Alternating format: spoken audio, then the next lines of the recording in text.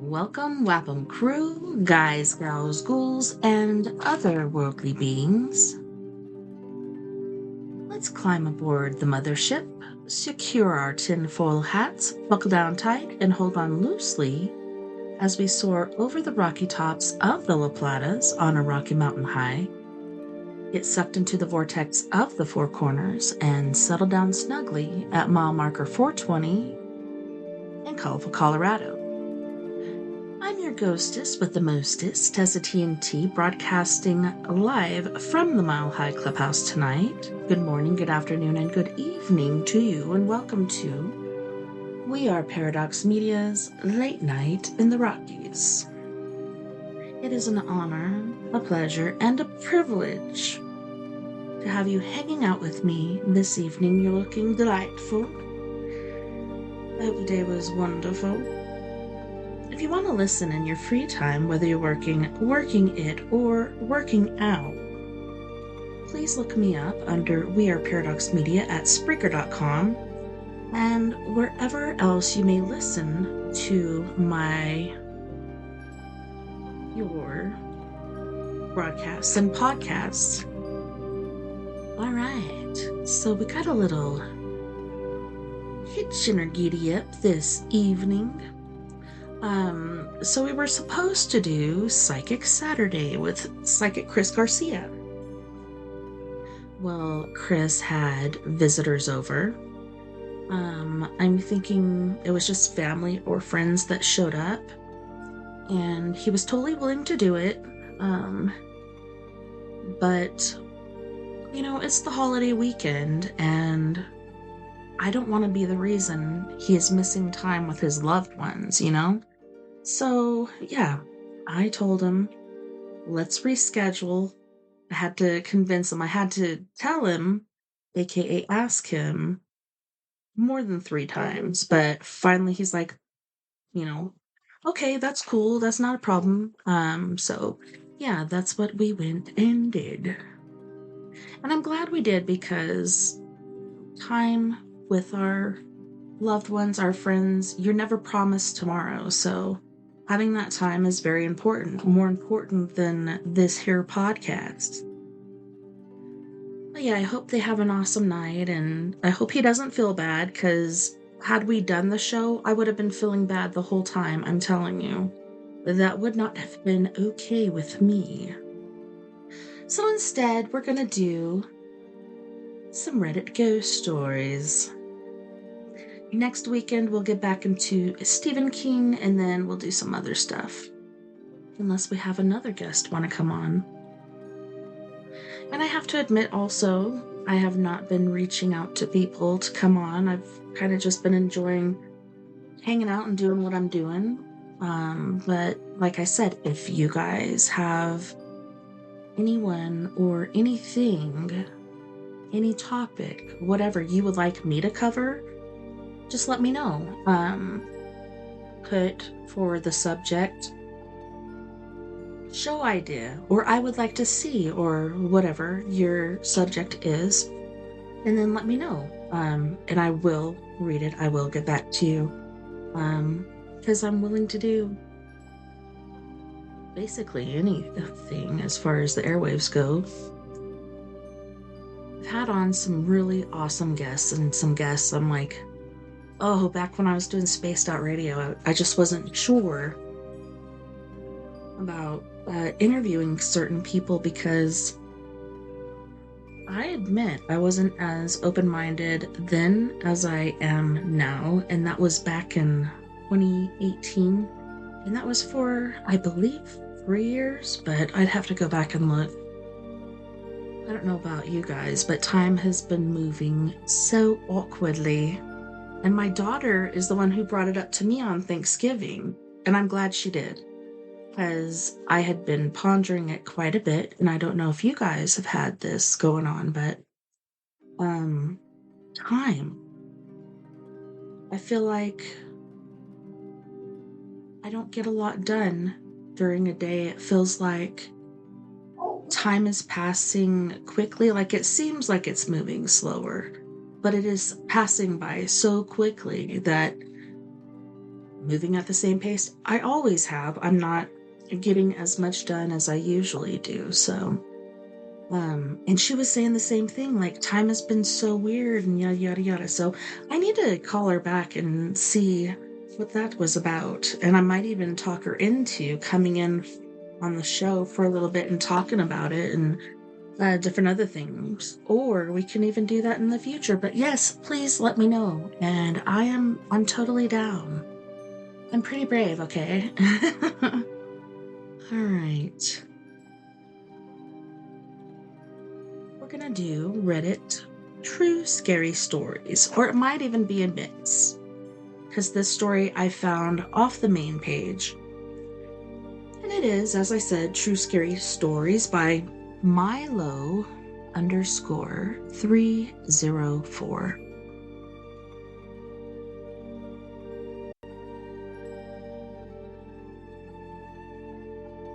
My one creepy camping story. Again, this is by Milo underscore 304. At the top, there is a blue-looking Tic Tac, or what could be called cigar shape, with strange in it.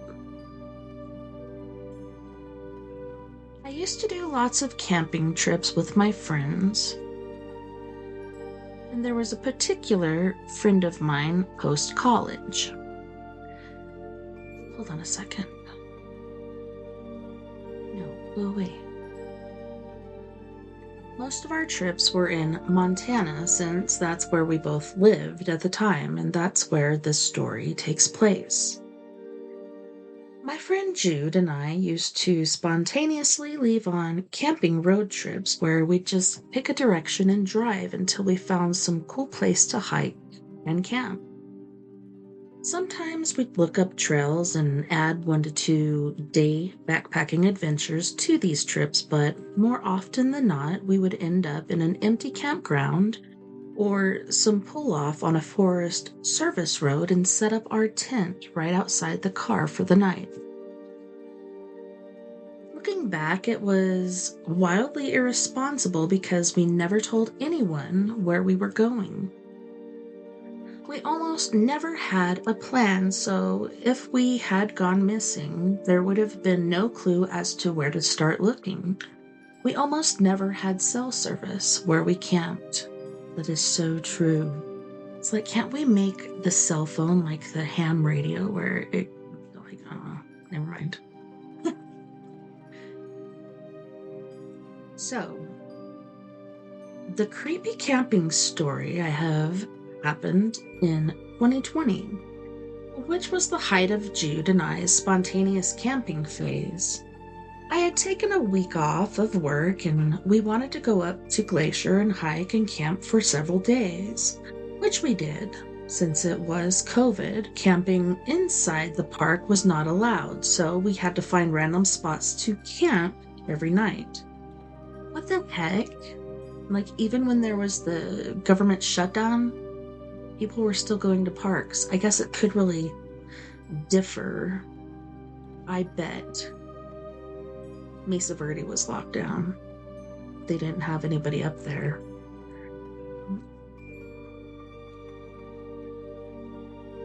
We stayed at one campground about 180 miles away from West Glacier on the way up, then found a different spot each night closer to the park. All of our campsites near the park were between 10 and 25 miles away from each other, and other because it was difficult to locate spots that were both legal to camp in and hadn't already been taken up by other parkgoers. This meant that we sometimes spent hours driving up random Forest Service roads looking for somewhere secluded to sleep. But we always managed to find something. Here's where it gets creepy. The first night of our trip, we stayed at a campground near Drummond, which was about 180 miles from West Glacier. Early in the morning, when it had just started to get light, I heard something walking around the tent. This campground was occupied by a few other campers, so at first I thought maybe one of them was looking for the bathroom. The steps were heavy and deliberate, like whoever it was wasn't trying to be quiet. It was in the grass, though, so I couldn't hear individual footfalls. It was more like the sifting through and crushing of grass and twigs. Whatever it was walked within a few feet of our tent.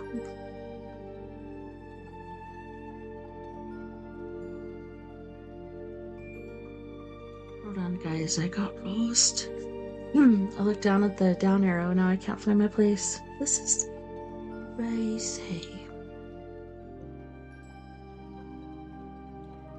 Whatever it was walked within a few feet of our tent, coming from the side facing the woods. Not the other campsites or the road. I was only half awake and I remember thinking two things. One, I'm glad I made sure Jude locked the car, and two, I really hope it's just a very bold deer, not a human. I was super tired and didn't want to think it was anything creepy, so I did my best to fall back asleep, and eventually the sound stopped. Though I don't remember them ever moving away. They just weren't there anymore. Jude had described sleeping pills. Oh, prescribed sleeping pills, and was a deep sleeper, so I assumed he'd slept through the whole thing. When we both finally got up for the day, I didn't think anything of it, and I didn't mention it to him. This story, I believe we have read before, like they keep moving and that the steps keep happening as well. I don't know, but it's still a good story, if so. The second night, we were up by West Glacier after a day of hiking and found a spot not too far from park entrance. It wasn't a designated campground, but was within a series of dirt roads on a wooded area. We'd seen other people pulled off and camping out of their cars, just like we were. One tent was set up right next to the car since there wasn't a lot of open space in the pull-off we'd found. Again, in the early hours of the morning, just when it was getting light, I woke up and heard someone walking around our tent. This time, the grass wasn't as tall, and I distinctly heard the heavy footsteps of a person walking right next to our tent, then around the car. Again, I remember being glad that Jude had locked the car the night before. The footsteps had come from the woods, not the road, and continued moving about around our tent for a while. Then they eventually stopped without moving away. I again went back to sleep, then woke up for the day a couple hours later with Jude and didn't think anything more of it. I assumed it was someone hiking in the area who cut through our campsite as a shortcut. I didn't mention it to Jude. The third night, it took us a long time to find a campsite. It was pouring rain and we were both exhausted from a 13-mile hike. It took us 3 hours to find a place, and we finally settled on a pullout off a road. There was a dirt road above the Hungry Horse Dam. We were both uneasy about this spot because it wasn't off a Forest Service road, and we were a little worried we'd be bothered by traffic on the road or cops telling us not to camp there. It was remote, but not remote enough, if you know what I mean. The pull-off was kind of a little road that went to nowhere, probably used to push snow onto when plowing during the winter. It went about 50 yards into the woods, then ended with a dirt mound. There was an old fire pit and broken glass at the end of it, so we set up our tent near the entrance. It was still pouring rain, and Jude walked around in the mud in his bare feet, while I kept my shoes on and examined the fire pit and broken bottles. Then we turned in for the night. Noticed too late that Jude had not locked the car, but he was asleep with the keys in his pocket, and I was too tired to get out and do it manually. Plus, it was still raining, and I didn't want to get wet. In the morning, just when it was starting to get light, I woke up and heard something walking around in the woods above our tent. I thought it was a deer at first because the steps were as loud as the ones I'd heard previous. Then whatever it was came down onto the pullout where our tent was and began moving around our car. The tent was set up only about 3 feet away from the car, so I could hear whatever it was very distinctly walk as it did. The ground was muddy, so the footfalls were more muffled. Then I heard the car door open. I remember I'd been only half awake up until the point, and I became fully alert then, but was still a little unsure of what I'd actually heard, so I didn't immediately get up. However, I kept listening. Whatever it was kept walking around near the car. There was no sound of another vehicle nearby, so whatever it was had to have walked here. As I listened, I heard the car door shut. I sat fully up at that point and, waking Jude up, said, "I'm gonna go check that out." I honestly cannot believe my nerve in that moment, but being scared numb and sleep deprived tends to make me stupidly brave. I immediately put on my shoes and opened the tent, but this time the sounds had stopped completely. Remember, the tent was next to the car, on the same side as the woods. I would have heard someone walking away, but I got out, and the first thing I noticed was that nobody was around or inside the car. It was Jude's car, and he's a bit of a mess, so no one would be able to fit in there if they weren't in the front seats anyway. The second thing I noticed was that the ground was muddy all around the car and tent, and the only footprints in the mud were from my trail runners and Jude's bare feet. I even followed his barefoot trail around to make sure that every print was his. There were no footprints coming to or from the woods. Nothing. I inspected the car and didn't find anything out of place. No signs of disturbance. I walked over to the fire pit and again could only find my own prints.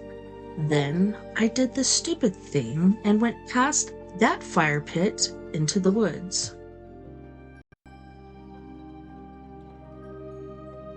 There I found a weird makeshift shelter made of pallets that had some blankets and women's undergarments in it. It scared the shit out of me initially because I was pretty spooked by this point and I thought there was a body in there, but upon closer inspection, the only thing was rained out and undisturbed. Nobody had spent the night there in a long while. Even still, I didn't touch anything and only came within a few feet of the thing before turning around. I returned to the car and sat inside it while I waited for Jude to finish waking up. Then we packed up our tent and didn't mention it to each other at all that day. On the fourth night, we found a really cool spot below a dirt road on the west side of the park. We got briefly disturbed by a man walking into our campsite, but he just seemed like he was scouting out a place to camp with his family and didn't know we were there. That evening was otherwise uneventful, and we both went to sleep early because Jude wanted to catch the sunrise. I was afraid to miss my alarm, so I woke up in the middle of the night and immediately heard something moving around outside our tent. This time it was right behind our tent, in the direction of the way we'd come and where we'd left the car. I remember being kind of annoyed that this thing had started up so late when all I wanted to do was sleep. Eventually the sound stopped and I did fall asleep. In the early hours of the morning, we got up and broke camp before it got light. My alarm was loud and woke Jude up too. I forgot about the sounds I'd heard in the night, helped pack up the tent, and didn't mention it to him. I was pretty happy when we were finally inside the locked car, and we're headed to our next destination, though, but I have always been a tad scared of the dark. What?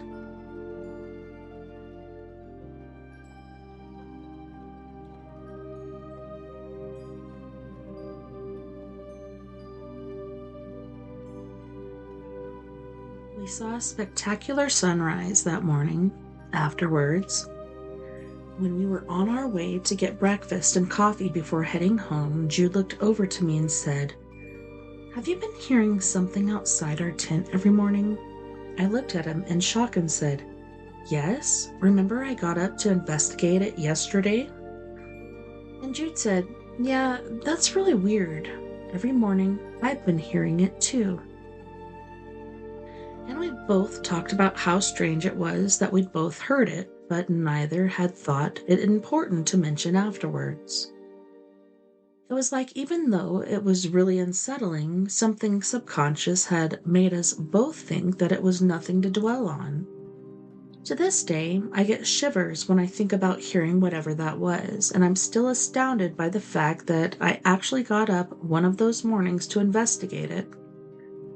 But in those moments, even though I remember acknowledging that it was creepy, I don't remember actually feeling very afraid. And clearly I wasn't too worried because I hadn't once thought to bring it up to Jude. So anyway, that's my one creepy camping story. I would like to add that this was not the first time nor the last that I've heard something moving around the tent during a camping trip. However, this trip was the first time it was so consistent, and it's the only time I've ever gone out to see what it was because of how persistent it was. I've had nights where black bears, elk, and deer have come through camp. I've never had the circumstances or the sudden ceasing of the sounds to be creepy. The fact that we never camped in the same place twice but still kept hearing something really weirded me out.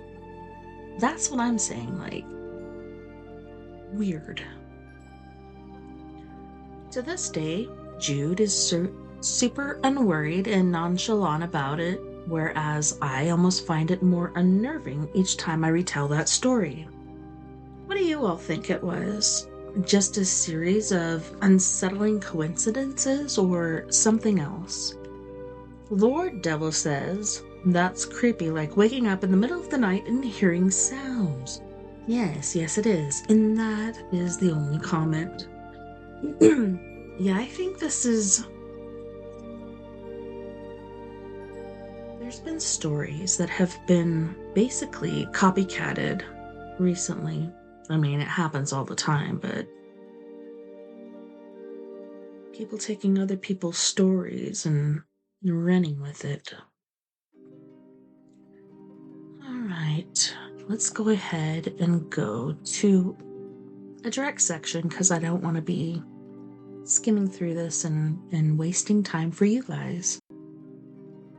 I know that time is important and expensive, so I don't want to waste yours. All right, give me 1 second. Alrighty, so we are on Reddit, True Scary Stories. This one is by user Promise I'm Not a Vampire. And the title is, "I saw hooded figures at my high school and nobody believes me." That is crazy. I'm not saying this person is crazy, but according to my dad, my mother was freaking out because there was hooded figures around her bed. He couldn't see them, but she could. And then it was about a week later, and she was killed by a drunk driver. Let's go back to Promise I'm Not a Vampire story again. Sorry. I just had to mention that. Hey everyone, I posted on here a few months ago, and I didn't expect to get back with any sort of update, but I have reason to believe that I saw the other day is connected to my previous story. My last post is still on my account and on here, but I'll tell the rest of the story now. On Tuesday of this week, I was with my friends Mason and Emily again, and we were having lunch together in a cemetery about half a mile from the school we saw those people in. We stayed for about an hour, but Mason had to leave for work, and it was just Emily and I once he left. Emily and I finished our food, and then were walking around looking at the graves, just talking. We reached the end of the cemetery, then Emily noticed a large black spot on one of the trees that sat there next to the one very important old tombstone. It was a medium-sized birch tree, so the dark spot was very noticeable. We went to investigate, and she rubbed her fingers on it, whatever it was, and it was ashes, like soot from a fire just rubbed on the tree. The trunk of the tree. We were confused, asking each other who or what could have done it. She wiped the ash off on her skirt, and we were going to walk away when I noticed something. On the ground at the base of the tree were 6 human teeth. Just in a pile sitting there. I know my bones pretty well. Sorry, but yeah. Everybody knows what teeth look like. Oh no.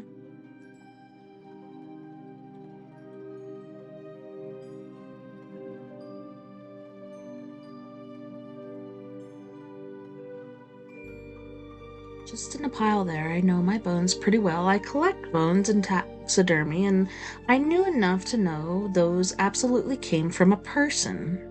Whether it was 6 teeth from the same person or 6 different people, I didn't know, but what I did know was that I didn't want to be there anymore. Emily looked frightened when I pointed them out, and she hooked her arm in mine tightly as we quickly got out of there. We walked about and talked about it in her car, and after a few minutes, she brought up the night we saw those people in the school, in those clothes, and asked me, "Do you think they might have done this?" I really didn't want to believe it was those people again. I was hoping that one night was the first and only time we encountered them, but I agreed it was a possibility.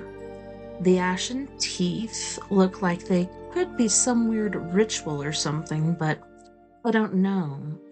We told Mason what happened and all agreed to not go back to the cemetery anytime soon.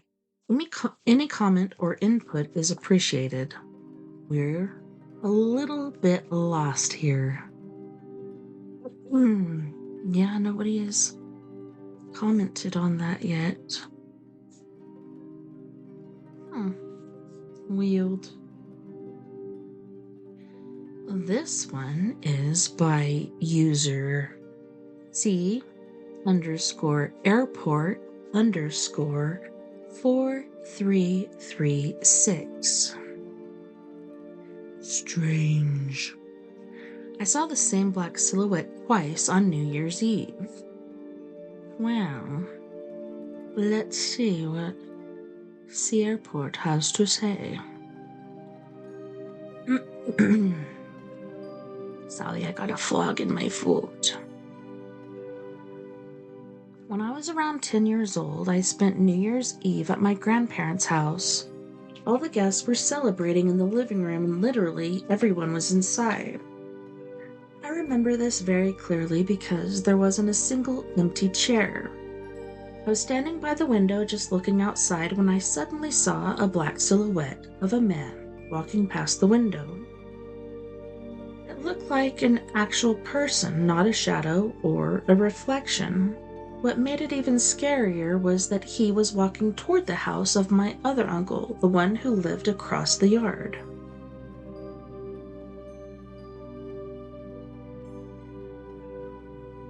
I ran to my mom and told her what I saw. She said I was imagining things.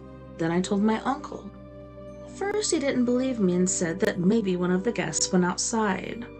I told him that everyone was in the living room and that there were no empty seats. He said, "All right," and went out to check.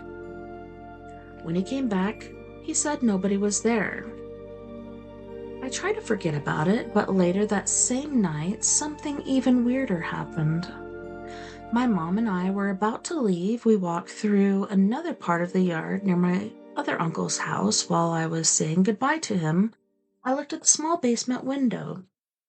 I saw the same silhouette walking inside the basement. I got really scared and said, "There is someone in your basement." My mom told me again that I was imagining it, and I knew I wasn't. My aunt couldn't have been there because she was cooking in the other house and I had seen her. My uncle said he would go check. We left after that. Later, I texted him and asked if anyone was in the house. He replied that nobody was there. I still have no idea who or what I saw, but I know I saw the same figure twice in one night, and both times, everyone swore the place was empty. Denver Museum in says, "This isn't your typical museum visit." Oh, it isn't, is it? Nope. Why do people... Okay, so this was promoted and then you get to advertise? That's weird. So weird.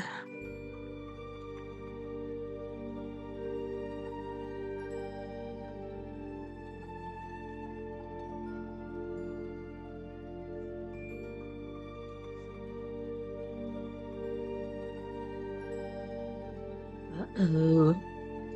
So user better underscore Nahid 0037. Nothing prepared us for when my family faced a real-life nightmare. True sleep nightmare stories. And then you have a little tic-tac, aka cigar shape down here saying, "Terrifying." Let's see what they have to say, shall we?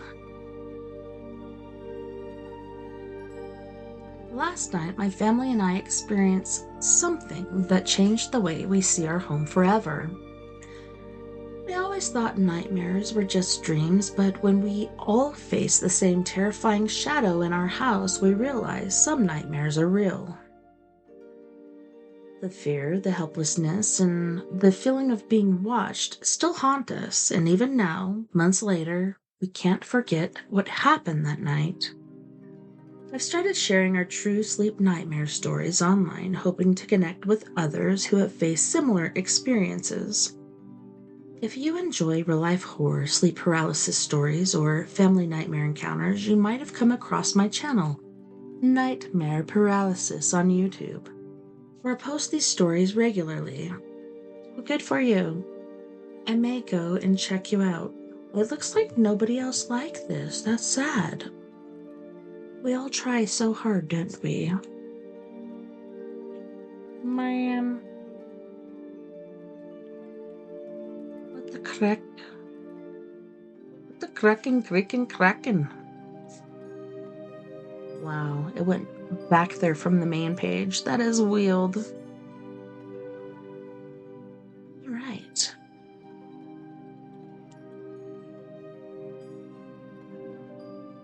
Last night, my wife and I saw a demon in our room. True scary sleep nightmare stories. This is by better underscore Nahid 0037.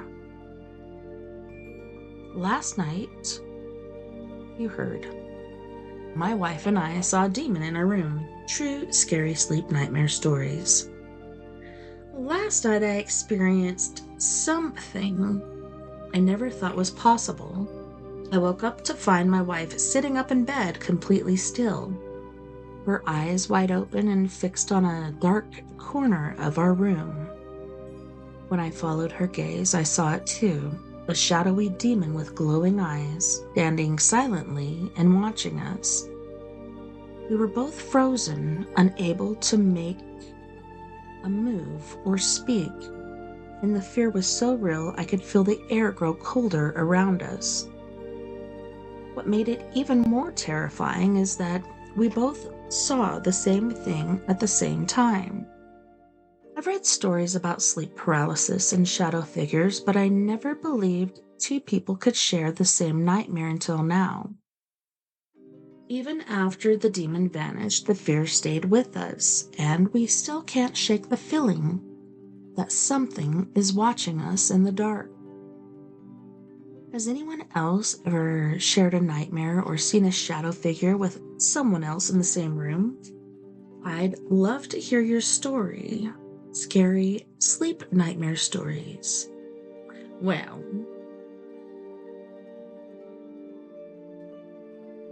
I have to say, on 2 different occasions, I and someone else have seen the same shadow person. And sometime I'll tell you guys about it, but in the meantime, let's get back to our story, shall we?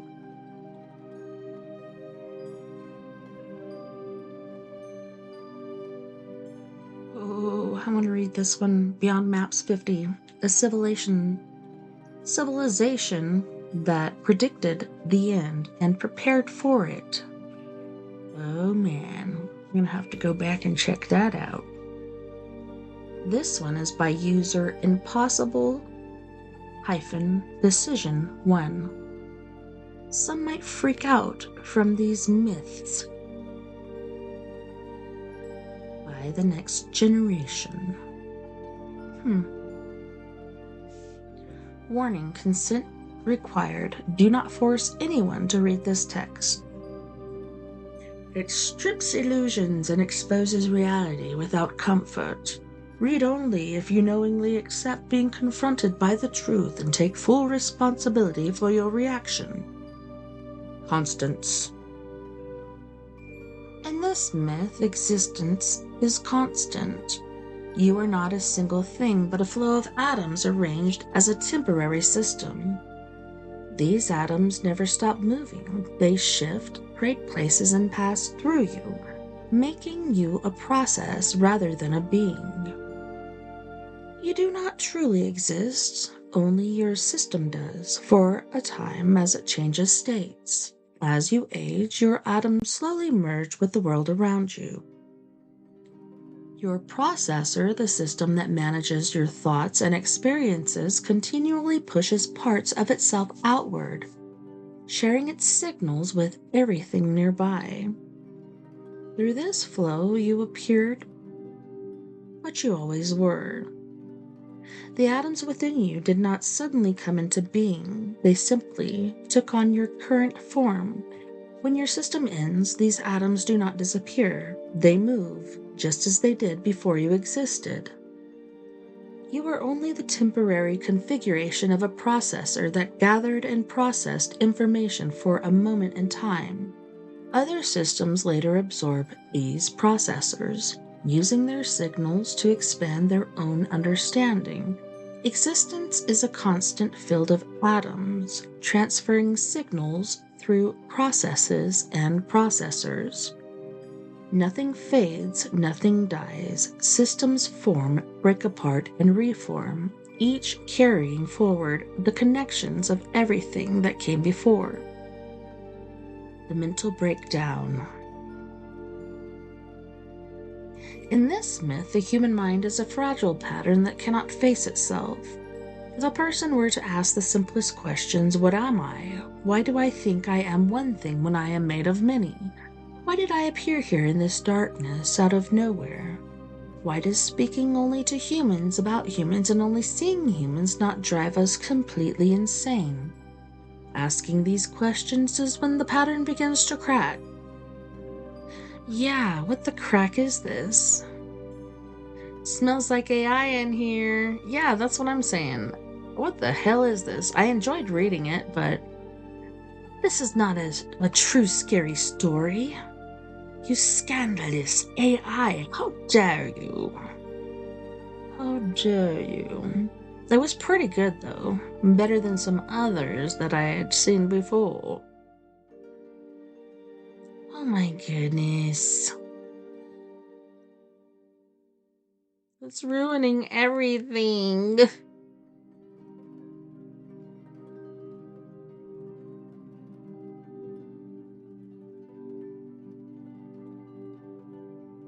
check the comments first just to see, okay. Make sure nobody's saying, thanks, AI. Okay, so this is by user better_Zahid0037. I woke up to my wife watching a demon in her room.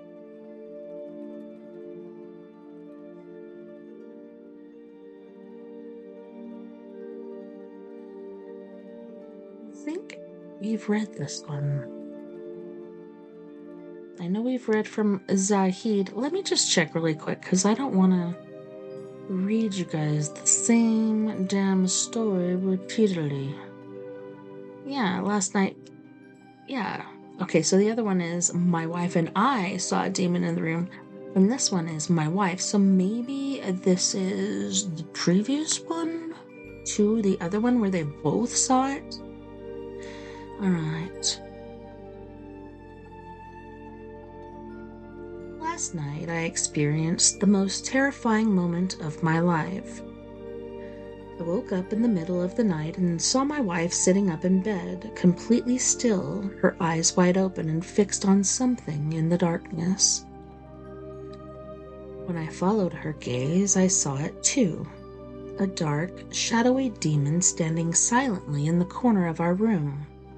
Its glowing eyes locked on us. I was frozen, unable to move or speak, and the fear was so real I could feel the air grow colder around us. We both saw the same thing, and neither of us could explain it. For years I've heard stories about people seeing shadows or demons during sleep paralysis, but I never believed it could happen to two people at the same time until now. Even after the demon vanished, the fear stayed with us, and we still can't shake the feeling that something is watching us in the dark. Has anyone else ever shared a nightmare or seen a shadow figure with someone else in the same room? Same thing. Oh my gosh, AI is messing up everything. All right. So usual-still-8803 said, I've absolutely had a very similar shared experience with my wife. I've shared it here before, either in comment or post, but basically, my wife was having a sleep paralysis episode where a demonic entity was shouting something unintelligible directly in her ear to the point it woke her. She saw it retreat and blend into the shadows on her side of the room, but she was initially too terrified to move or speak. The way I got roped into it was her waking me by holding my arm so tightly her fingernails dug into my forearm and drew blood. Before she had any chance to begin to explain the situation, hell, before I even had a chance to switch up my bedside lamp, the figure re-emerged from the shadows behind me and stood directly over me. This entity did not have glowing eyes. It was a mostly featureless, ghastly, pale-white face with dark voids for eye sockets, like a skull, and was wearing a hooded cloak with, like a monk that seemed to be made of shadows themselves. Is the only way I can really describe it, but that hardly does it justice. This all happened in the space of 2 seconds, but it felt like an eternity had passed before I gained the presence of mind. Man, I don't know why people gotta walk in here and interrupt my reading. Yeah. Okay, where's the presence of mind? It's here somewhere. Presence of mind to recite some prayers aloud, of which I repeated until it retreated into the shadows of the adjoining room and vanished. Because I definitely turned on every light in the place and searched it top to bottom immediately thereafter.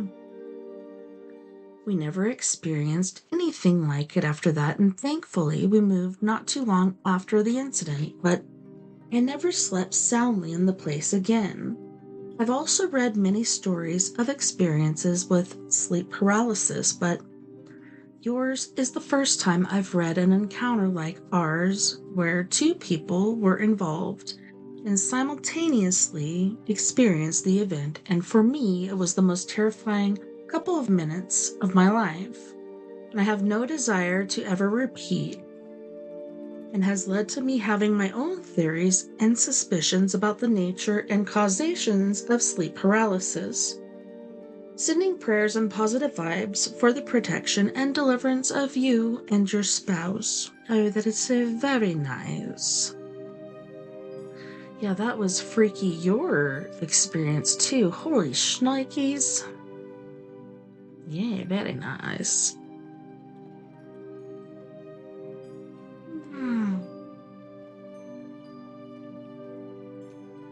User not underscore Gen Z. The stranger in my childhood photo.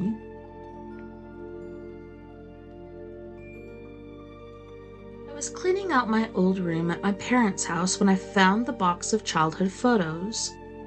It was one of those long plastic bins that always smells faintly of paper and dust. I wasn't even looking for anything. I was just sorting things before my mom finally turned the room into her sewing space. I ended up sitting on the floor flipping through pictures for almost an hour, laughing at how stupid my haircut looked or how weirdly small the house used to feel. Then I found the photo, the one that has been sitting in my head ever since. It was taken in our backyard. I was maybe 8 or 9. My cousin and I were sitting on the grass with a cheap soccer ball between us. My dad had taken the picture. I could almost hear his voice telling us to smile. Everything about it was exactly as I remembered that day. The sunlight, the clothes, the fence behind us. But there was someone else in the photo. Someone I swear never existed. Standing just behind the fence, slightly to the left, was a man, or at least a man-shaped figure. He was facing the camera, not smiling, not waving, just standing there like he had been waiting for someone to notice him. I felt a weird tightening in my chest. I held the photo closer then farther. I checked the edges for cuts or tape, nothing, just one seamless, fully developed photo of that day with a stranger in it.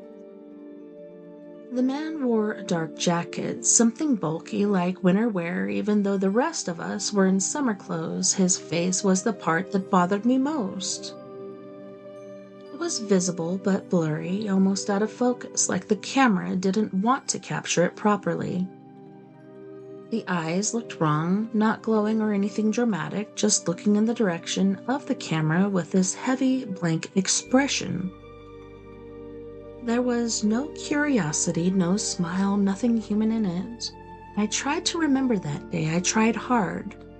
Who was behind the fence? Did a neighbor stop by? Did someone walk through the alley? My mind gave me nothing, just the memory of running around the yard, sweaty and tired, and my dad taking a few pictures before we went inside. I showed the photo to my mom. She frowned at it for a long time. I could see her trying to place the man mentally, flipping through old neighbors and distant relatives. She finally said, "I don't remember anyone standing there." Her voice sounded uncertain in a way that made my skin crawl. My dad didn't remember him either. In fact, he said he didn't recall anyone being behind the fence that day. He even joked that maybe it was a ghost. Or something. I laughed, but it felt forced. Later that night, when I was alone in my room, I looked at the photo again. Something felt different the second time. The man seemed closer to the fence than I remembered. I thought maybe I was imagining things, so I compared it to how I saw it earlier. I'm almost sure his position changed slightly, but I cannot prove it. I put the photo back in the box and closed it. I told myself I was tired and thinking too much, but before I left the room, I looked back at the box. The lid was slightly lifted, even though I knew I pressed it tightly. I have not opened it again. Some things are better left blurry. Yeah, it sounds like it could be a ghost or somebody that wasn't noticed, but if there's somebody along your backyard fence, you're gonna notice. Let's see what everyone else had to say. Okay, watch 4164 said, creepy. Leave the whole box somewhere. No one will find it. Not Gen Z said, yes, that can be one solution.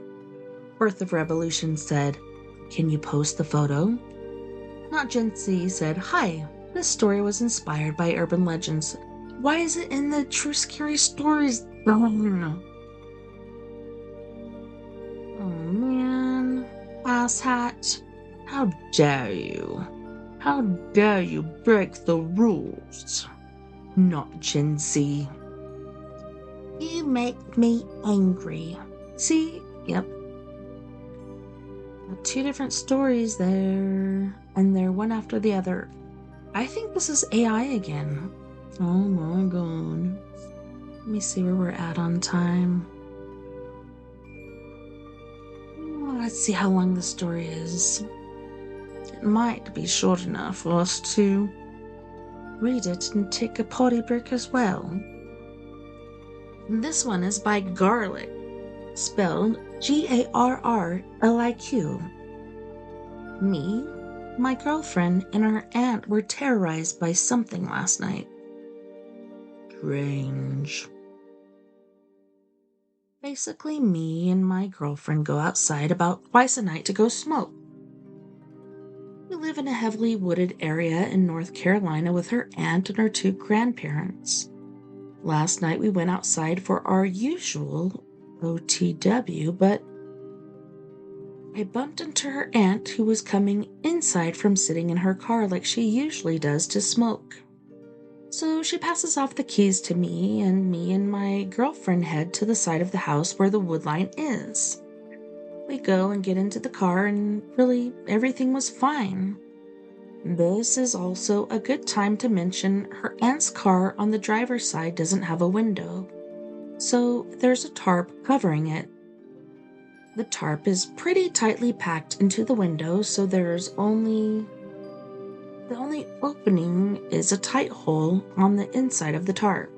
So we were sitting there for about 25 minutes when the tarp started moving. At first, we chalked it up to the wind blowing due to it being fall right now. Not even 5 seconds later, we realize it's something outside the car messing with the tarp. So my girlfriend grabs my shoulder and starts squeezing me because she's on the driver's side. I decided to try and scare whatever it was off, so I made the loudest, scariest noise I could, and then it started ripping at the tarp harder, and by this point we were freaking the hell out.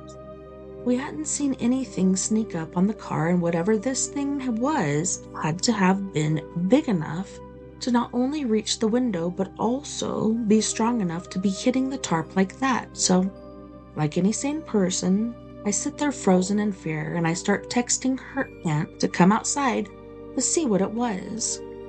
I finally gave that up because there was no response. I opened the door and whatever it was stopped, so I thought it was coming to my side of the car, so I shut the door and it starts just racking up the tarp.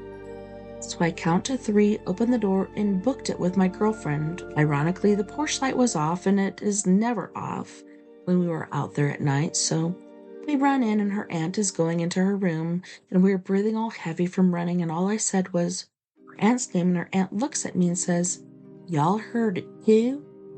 And she explains to us how the same thing happened to her. I just want someone to tell me what the hell happened out there. When we went and looked, there was nothing. No animal tracks or anything. Very creepy. No routine 2874 says, why would she not tell you it happened to her? Garlic said, I don't even know, laughing my fucking ass off. She was joking about how she should have said something. Well, okay, so sometimes when things happen to you, especially when you're at a certain age, like the aunt probably is, and your family in the past has said, oh, that's just your imagination or whatnot, you learn not to tell people because people don't believe you and they act like you're crazy. So that's the only reason I could see why the aunt didn't say anything. But immediately upon them coming in, She did say, "Oh, you guys heard it too?" So I don't think she was in the wrong. I think she's just used to people not believing her, so she didn't mention it. She didn't want to sound like the crazy aunt again. Seawatcher_01 said, "I was sat in the driver's seat of my car outside my house next to a field for a good while, till I read this post and thought, right, it's time to go in. Don't live in the middle of nowhere, though. The stars are bright and my road is full of houses. I'm inside now." Garlic said, "Lucky you. We have houses neighboring, but nothing really close. Glad you went inside. You never know what's lurking for you outside." It's so true. The outside is generally peaceful, but if and when you feel it, you freaking feel it, and you can't deny that feeling. But on that note, boys and girls, it is time for us to go to our first music break. And on this music break, we have the lovely and talented Miss Mia Savage with Your Skeleton, Our New Reality, Let Me Be Your Home, and Lemurian Crypto. Don't go anywhere. We will be right back after this music break.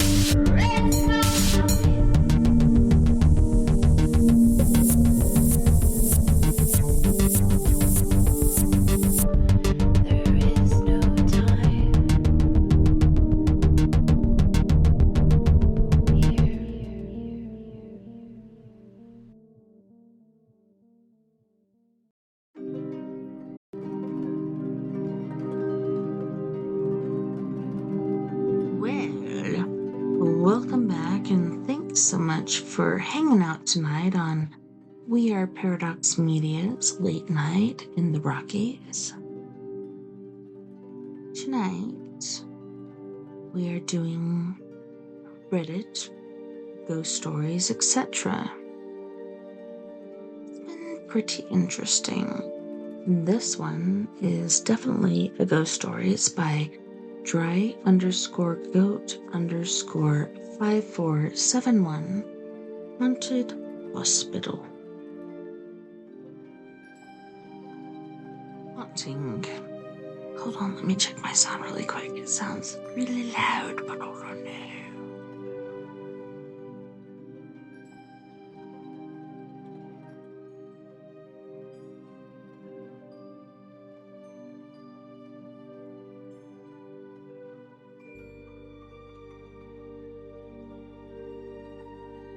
Hello, everyone. I was in Rochester General not too long ago giving birth, and I was bothered by a ghost nurse. It is very odd, and it's been on my mind.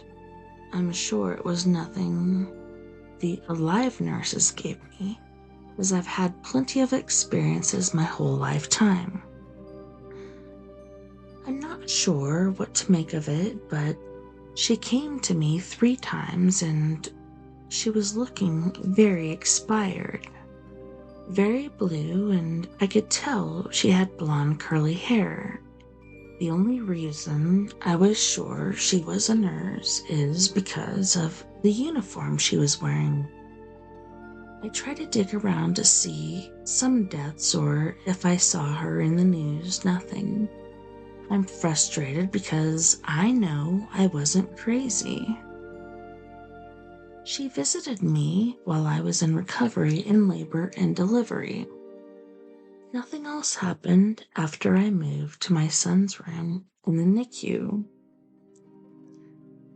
She was very scary, just smiling with that uncanny valley smile, eyes wide open. It looked like she was unhinged and wanted to jump on me. Let's just say I ran out of the room. I was traumatized and afraid to ask the nurses in the state as I was worried they would think I was nuts. Thanks for coming to listen. I am open to more questions and feedback. I'm not sure if I'm crazy or not, but it freaked me out either way.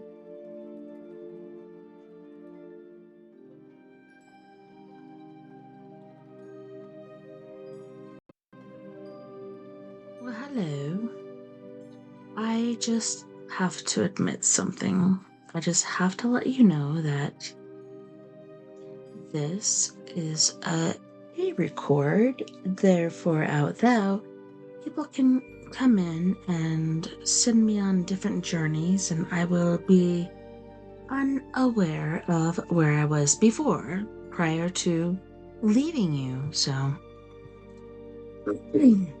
this one, I think I might have read it, but I'm not quite sure.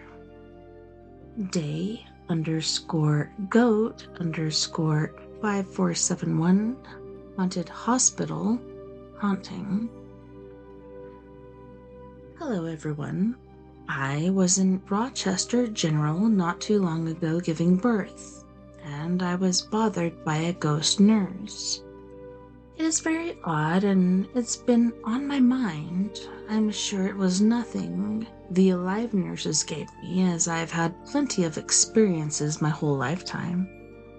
I'm not sure what to make of it, but she came to me 3 times, and she was looking very expired. Very blue and tried. She tried to dig around to see some deaths. Hold on. Very blue, and I could tell she had blonde curly hair. The only reason I was sure she was a nurse is because of the uniform she was wearing. I tried to dig around to see about some deaths or if I saw her in the news, and nothing. I'm frustrated because I know I wasn't crazy. She visited me while I was in recovery, in labor and delivery. Nothing else happened after I moved to my son's room in the NICU. She was very scary, just smiling with that uncanny valley smile, eyes wide open. She looked like she was unhinged and wanted to jump on me. Let's just say I ran out of that room. I was traumatized and afraid to ask the nurses in my state, as I was worried they would think I was nuts, knuckin' futz. Thanks for coming to listen. I am open to more questions and feedback. I'm not sure if I'm crazy or not, but it freaked me out either way.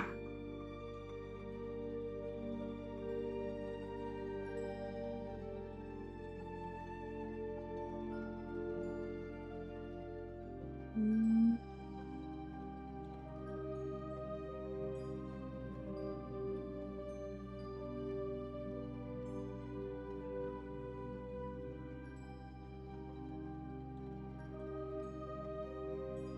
This one is by Party hyphen 1 hyphen 8712. What is that one experience that made you a believer in the paranormal? Question. Me personally, I grew up in what I believe to be a haunted house. As I got older, I wasn't sure if it was just my imagination or if I was playing into the stories that I heard. However, once I entered law enforcement, I quickly learned that some things can be explained by logic. I've responded to various calls and experienced events that defy rational explanation, like my partner and I hearing a crying voice on the other side of a door asking for help when nobody was inside, and seeing a woman at her home after she had passed away in a crash earlier that day, among other encounters. Now I gather stories from fellow officers and share their experiences on my channel. Policing the Shadows, I also visit these haunted locations for first-hand investigations. What about you? What experience made you a believer in the paranormal? Nothing like that, boo. Mm-mm.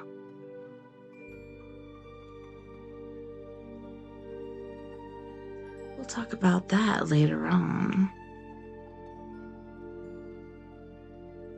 I remember dying. This is by Hot Homework 9158.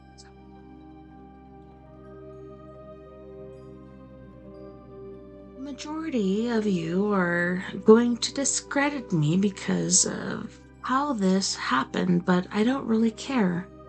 I remember dying about 7 years ago after I ate a few grams of psilocybin mushrooms on an afternoon off alone at my house. I don't know if they happen to just be super strong, but this is ultimately what I remember, and it is one of the most amazing experiences of my life. Yet, simultaneously, it was terrifying. I'll cut to the chase. Basically, I went to my bedroom after shimmering golden pilot hieroglyphics covered the surface of all the apartment, and my spirit started to leave my body. I was floating a few feet in front of myself, and when I laid down on my bed, I knew I must have eaten the wrong type of mushrooms or something because this was just way too intense. I started having visions of hell, and I was being chewed up by a beast, and I knew that this was the end. There was no way I could survive. I was in it. Jaws, whole family and friends. Jaws and I was powerless. I remember thinking about how stupid I was for even eating them in the first place and how my whole family and friends were going to have to find me and my dead body. I held on for as long as I could, but eventually I just couldn't take it anymore and I let myself die. At that moment, a bright white light took over me. It erased me. I wasn't really a thing anymore, and all that existed was dazzling platinum. Radiating light took over me. It erased me. I wasn't really a thing anymore. To be and not to be at the same time. When I returned back to my body, I was ecstatic that I was in my body again. But I also couldn't remember who I was. All I knew was that I somehow survived the hellfire beast that was chewing me up, and I was given a second chance. I felt the presence of my mom, who died in 2014, as if she returned back with me. Or maybe the energy of death, which was the light, which is her, which is all of us, is now with me. I now know what she experienced when she died, and I am no longer quite as scared. Dying is shit, but being dead is amazing. Hang on for however long as you want or need, but you have nothing to fear of the afterlife. It is nothing but light and liberation. On sunny days, I always think about how the dead are always with us. Oh my goodness. I don't fear death. I just fear, like, my kids having to clean up this whole mess I've been trying to clean up my whole freaking life for the last 20 something years. But yeah, what the crap? That was pretty intense. Pretty damn intense, I tell you what.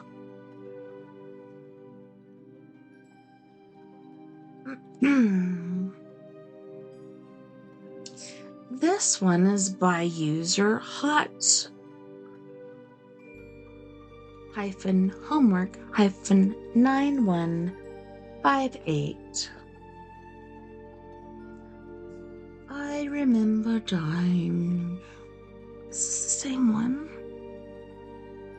Oh yeah, this is the same one. I just read the last line and we ain't going there again. Let's go and see the next one, shall we? I remember dying. Oh no, sweet rice cakes. Oh no. Okay. This is by Sky is Purple 12.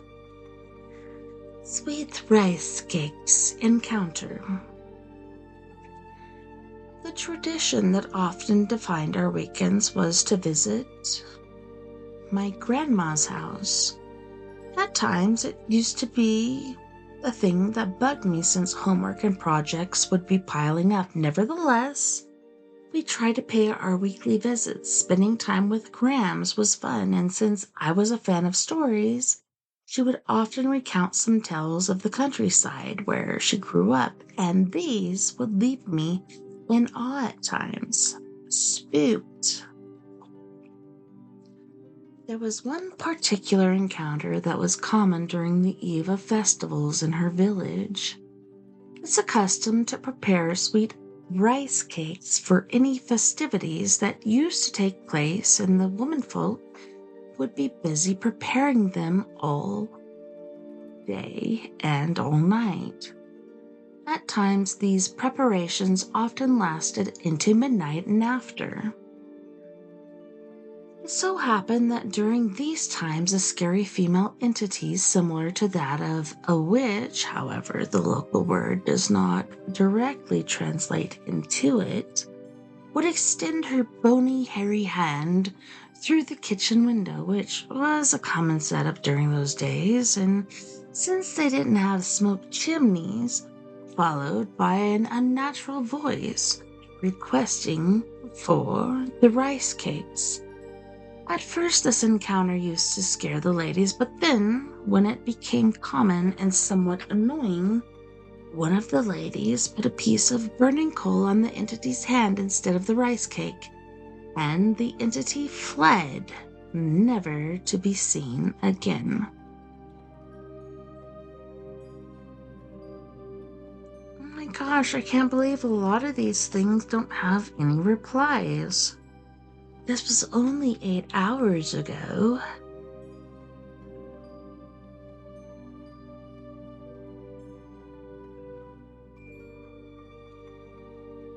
This one is by user Valentine. My brother just sent me for this to our group chat with other family members. For reference, Tiff is my brother's girlfriend. They have 3 children, Lily, and then the twins who are 5 years old. So Tiff came in and said, "Who was knocking?" She just got home from taking Lily to karate. Me and the twins in the living room away from windows eating candy, and we go, "What the frick?"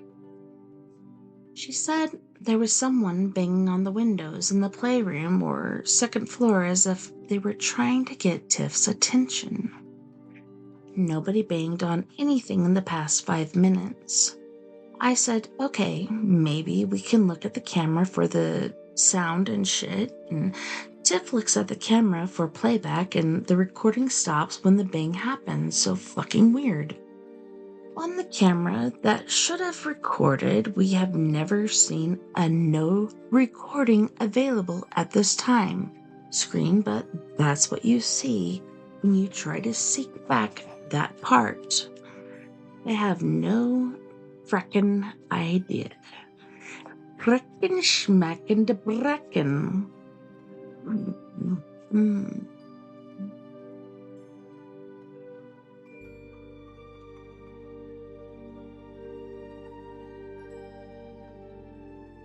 This is again by Valentine.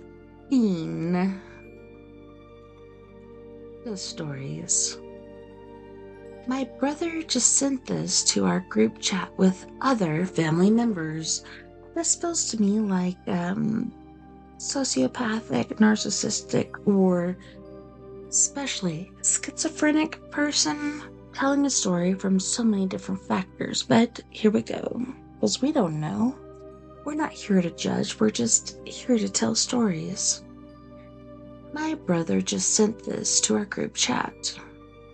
For reference, Tiff is my brother's girlfriend. They have 3 children, Lily and then the twins who are 5 years old. So Tiff came in and said, "Who was knocking?" She just got home from taking Lily to karate, me and the twins in the living room away from windows eating candy, and we go, "What the F?" She said there was someone banging on the windows in the playroom or second floor as if they were trying to get Tiff's attention. Nobody banged on anything in the past 5 minutes. I said, okay, maybe we can look at the camera for sound and shit. Tiff looks at the camera for playback and the recording stops when the bang happens. So fucking weird. On the camera that should have recorded. We have never seen a no recording available at this time screen, but that's what you see when you try to seek back to that part. I have no fucking idea. I swear to God, I feel like I already read that. Let's go on to the next feed. Let's go on to the next.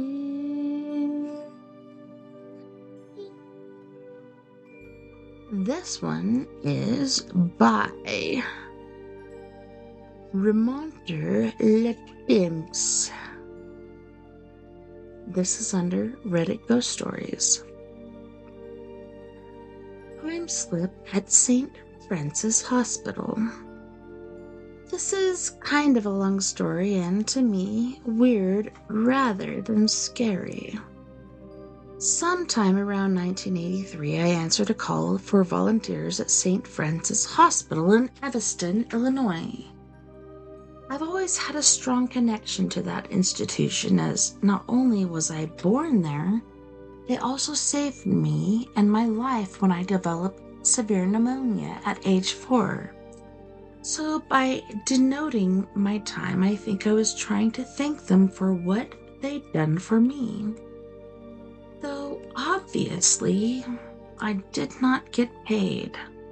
I received compensation in other ways, including free dinners on the nights I was there and the pleasure of meeting some interesting people. One of those was Pat, my supervisor at the front desk, a sassy, middle-aged lady who loved telling stories about everything from her kids, grandkids, to her days at a girls' reform school back in the 50s. I soon learned that, just like my supervisor, the hospital too had a past. Established in 1901 in a Victorian mansion, it had throughout the years morphed into a modern suburb and medical center, beginning with an annex constructed in the 1920s. Though some claim the building still retained parts of those two founding structures, others said it was only a legend, and all traces had been erased by decades of modification. Really? Living right along. Losing my way. My schedule as a volunteer was pretty much the same from week to week, arriving at 5 p.m. I'd spend the early part of an evening delivering flowers and assisting Pat in handing out visitors' passes. Then, after a quick dinner at 7:30, I'd run errands or do filing till quitting time at 10. The evening in question, I was handing a patient file around 9 p.m. and told to bring it to the nursing supervisor on one of the upper floors. Hand delivery of documents was still the standard, as the hospital hadn't yet computerized. Unfortunately, Pat's less than detailed directions, combined with the fact I'd never visited that part of the complex before, soon left me lost and confused.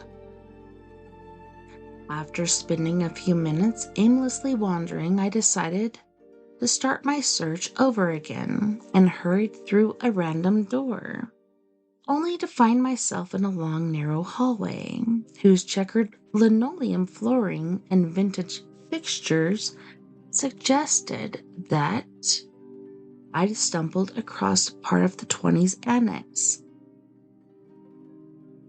So it really does exist. I marveled, taking in my unexpected surroundings in the dim, yellowish light cast by incandescent bulbs. Though I could see a staircase with an ornate iron handrail leading downward and an accent, aka ancient water fountain tucked into a niche in the wall, nowhere was there any of the safety/directional signage ambiguous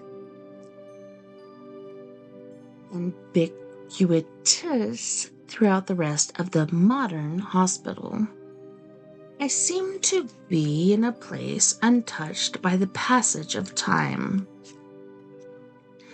Pulling my thoughts back to my errand, I wondered if the nursing supervisor had already called Pat to complain about the as-yet undelivered file, and decided to head immediately for the door at the opposite end of the corridor. Halfway there, I discovered I couldn't get past the area marked by the fountain, for my movements were impeded by something invisible that just wouldn't allow me through. the heck? I wondered. And then a memory came of a conversation I'd had with a friend back in high school. Both fans of science fiction, alternative realities, we'd been discussing the book, Time and Again, by Jack Finney, about a young man who joins a government experiment and time travels back to New York in the 1880s.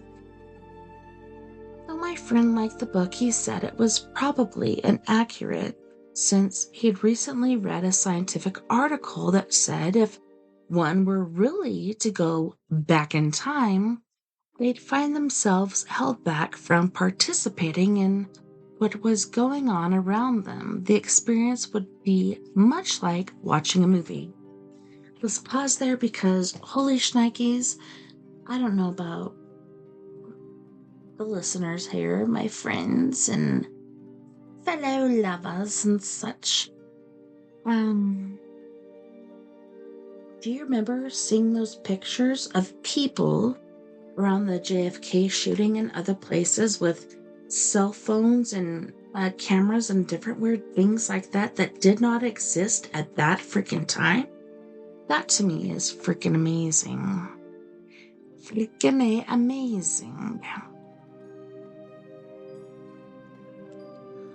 Considering that, I wondered, was that what was happening to me? Instead of stumbling across a forgotten corner of the hospital, had I somehow traveled back to the time when what I was seeing around me was new? And was I now being held back from interacting with it? Suddenly I imagined that hidden from view, long-dead doctors and nurses were going about their business, caring for patients who were now also deceased or at least quite elderly. Escape.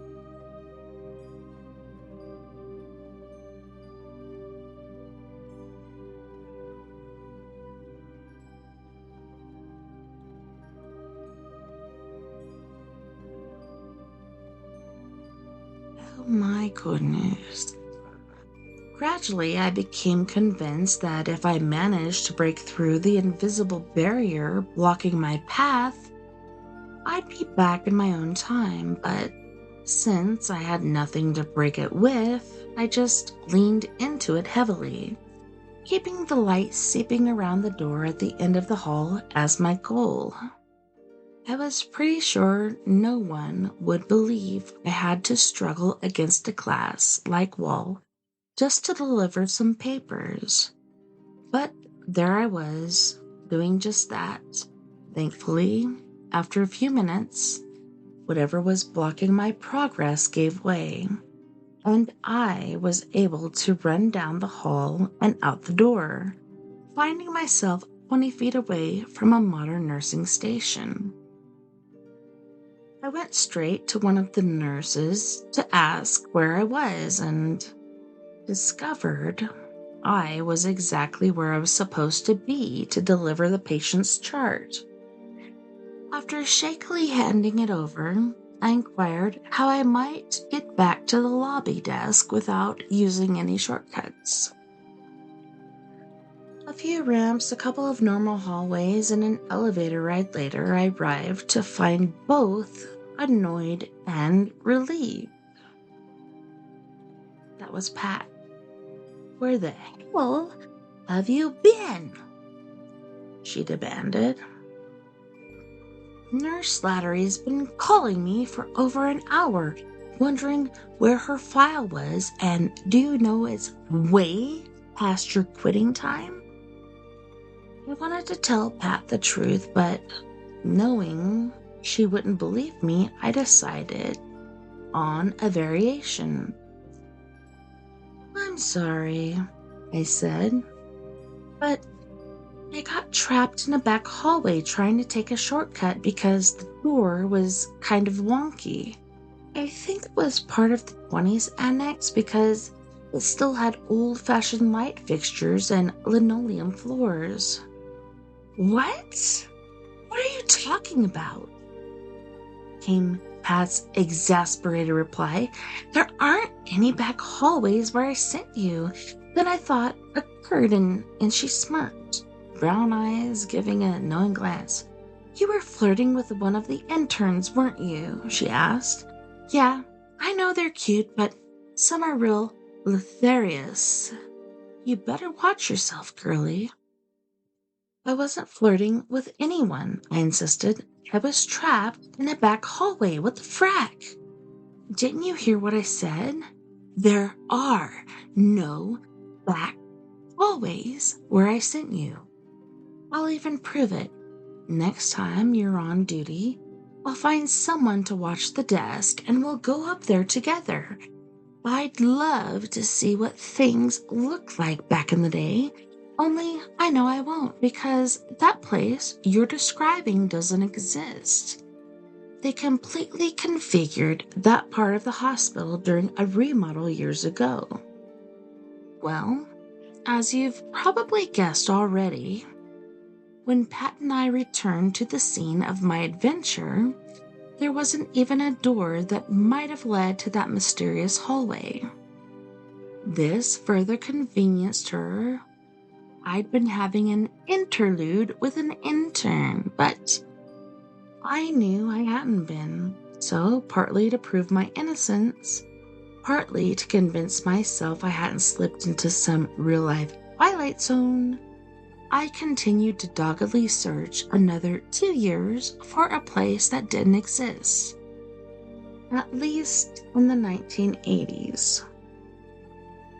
Wrapping it up. Eventually, though I loved volunteering, I gave up my position at the hospital because the company I worked for closed, and my new job downtown didn't allow time for an after-work commute to suburbia. In the years since, the hospital, like many others, has become part of a network rather than the standalone facility it once was, though it continues to maintain an excellent reputation, especially for emergency and cardiac care. Perhaps somewhere deep in its core, it also maintains a portal that opens now and then onto a hallway for another time. The hospital is located at 355 Ridge Avenue, Evanston. Well, Evanston where? Oh no, let's give it a like. That was a pretty good story. I hope it's real. Tommy Cat said, time travel slip? Usual still 8803 said, that's so bizarre. Thanks for sharing this. Remote Litimp said, thank you.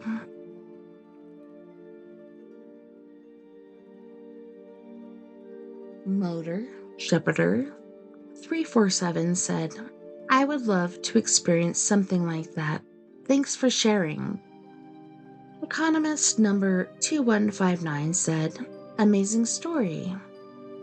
Thank you for sharing. Well, everyone is so grateful for all the sharing. So great, isn't it? So grandiose. Well, on that note, I don't know. I think we might be able to do one more. Let's see what we have, perhaps. Sweet Rice Case, my brother just interviewed with a website. Time skip to Frank Census Cucina. This is by user Accomplished Log 3504. Hello, akakalo si Natsumima or Zumime. Kumalas sila mama at Benilinan ako ni mama na pagabihin sila ng uwi at maglato na lung. Ako agalas sila mama agad. Tong umakyat sa taas para magpahinga mayam me narinig kang bukis ng pinto namin sa baba at ang nasasip ko baka may newan sila mama kaya bumaba ako para tignan ito pasado alas 2 na ng kanan kaya medyo nanakak ko baba ko bla Xiao sa sala kaya pumunto akasa kusini kasi kung nagagaling ang kunag kaya dali-dali ako pumunta sa kusina pagkapunta ko sa kusina nakita ko na parang may tao lumapit ako ng maigi para makita ko at paglapit ko biglang nag-text si mama na hindi sila makawi kasabi ni mama kinalabutan ako agad at dali-dali kang bumalik sa kwarto at maya-maya ay nakarinig ako ng mga footstep at bigla ning kumatak sa pinto ko nag-text agad ko kay mama na may kumakatak sa pintuan ko tas biglang nag-reply si mama na magpaga. Paling muna nagpawi na kami ni papa mo nugulat ako sa sinabi ni mama at nag-reply ko agad at sinaba ko na mama matagal tay si papa nagtaka agad ako sabi ko sin ba talaga ang patu and whatever that means. Wow, that's pretty intense, I tell you what. Well, on that note, boys and girls, we are going to go to our next music break, and on this music break, we shall be listening once again to Miss Mia Savage and her band Antidote for Savages with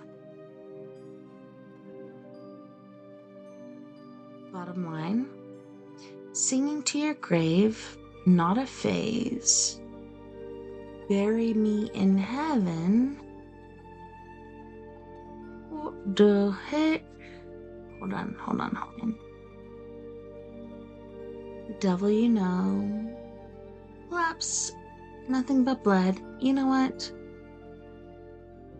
I think what we're really looking for is Gravity, Mirror, Pins and Needles, and After Dark by Mr. Fred Johnson III from Canyon County, California. Don't go anywhere. We'll be right back after this music break.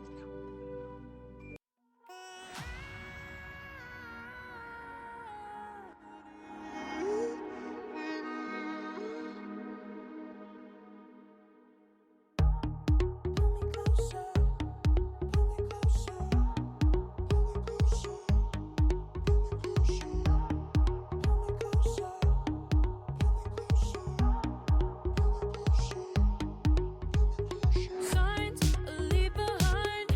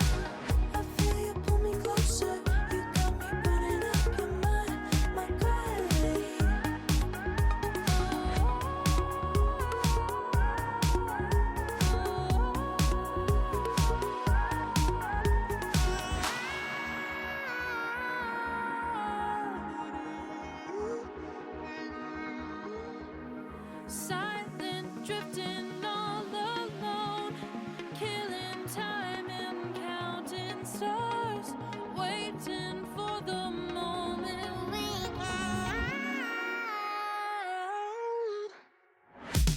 I feel you pull me closer. You got me burning up. You got a hold on me. I feel you pull me closer. You got me burning up. Your mind, my gravity. I feel you pull me closer. You got me burning up. You got a hold on me. I feel you pull me closer. You got me burning up. Your mind, my gravity.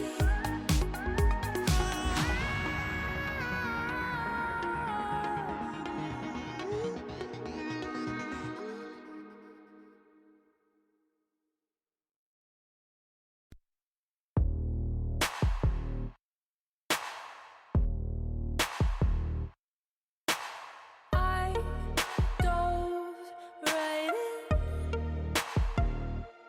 Didn't bring a parachute. Fell right through. Hit the water hard.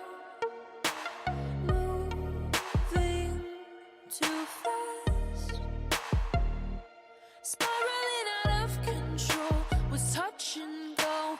Went a little far. You taught me how to turn a blind eye. I showed you how to keep a shoulder cold. No one walked away without a scar. I've been digging through the pieces. Your heart is out of reach, but objects may seem nearer through this rippled mirror. I've been digging through the pieces. Your heart is out of reach, but objects may seem nearer through this rippled mirror.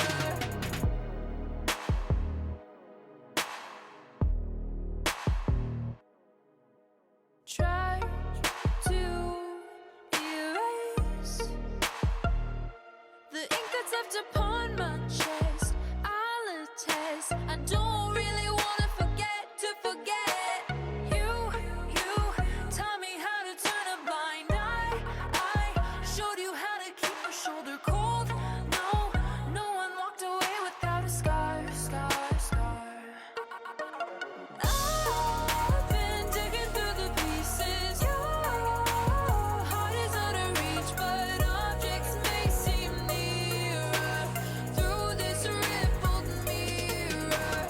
I've been digging through the pieces. Your heart is out of reach, but objects may seem nearer through this rippled mirror. You taught me how to turn a blind eye. I showed you how to keep a shoulder cold. No one walked away without a scar.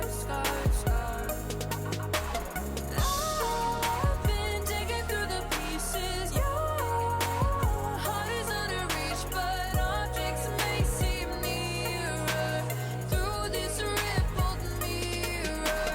I've been digging through the pieces. Your heart is out of reach, but objects may seem nearer through this rippled mirror.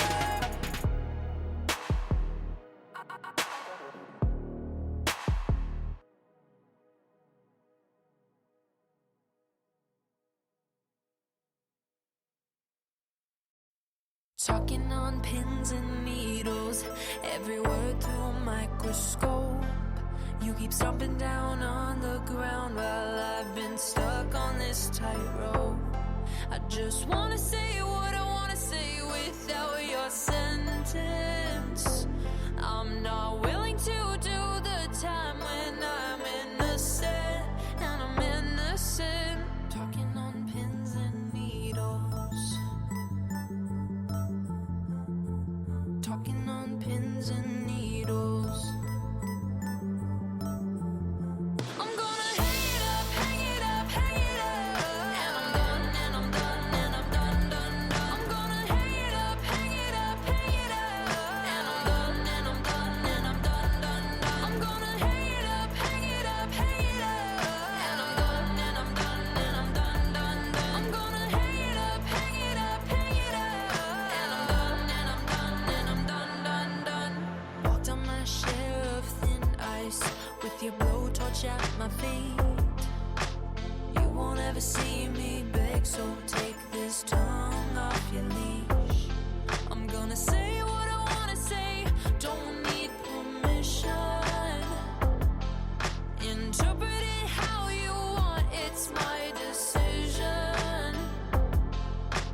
Talking on pins and needles.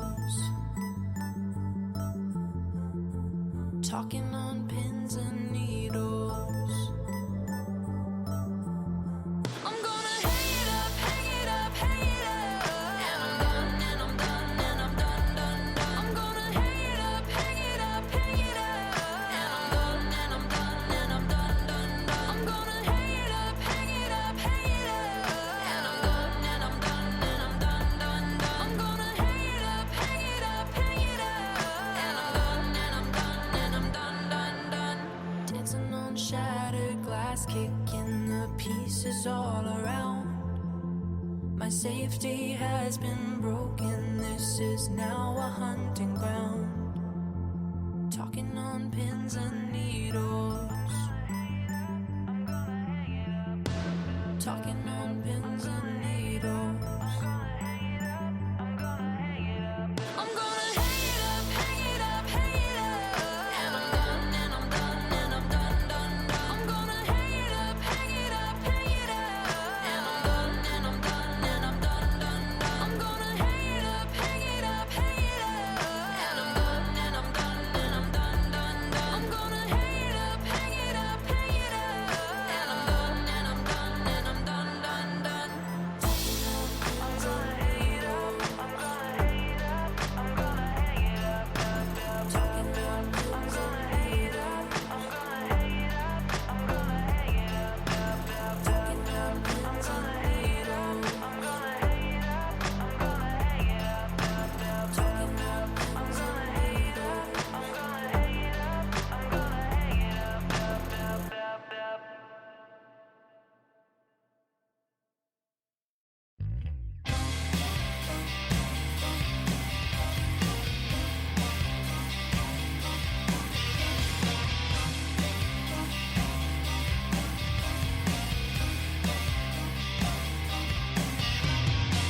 My driver pulls up in my limousine, ready to take me anywhere I want to be. I say, I want to go. Take me to a college scene. I'd like to go and dance, have drinks, and hunt the perfect date. Yeah. Living at the door, I search lonely streets to find hidden shadows in the dark. It doesn't matter what I say. Secret homicides arranged in a series of pursuits. No matter what I say, after dark. I gave her base because she had the range. I knew she was the one that never could go home again. Plastic lights by limo seats. I don't know why I can't control this urge to hurt again. Yeah. Living at the door, I search lonely streets to find hidden shadows in the dark. It doesn't matter what I say. Chasing city stuff, murder forever after. No matter what I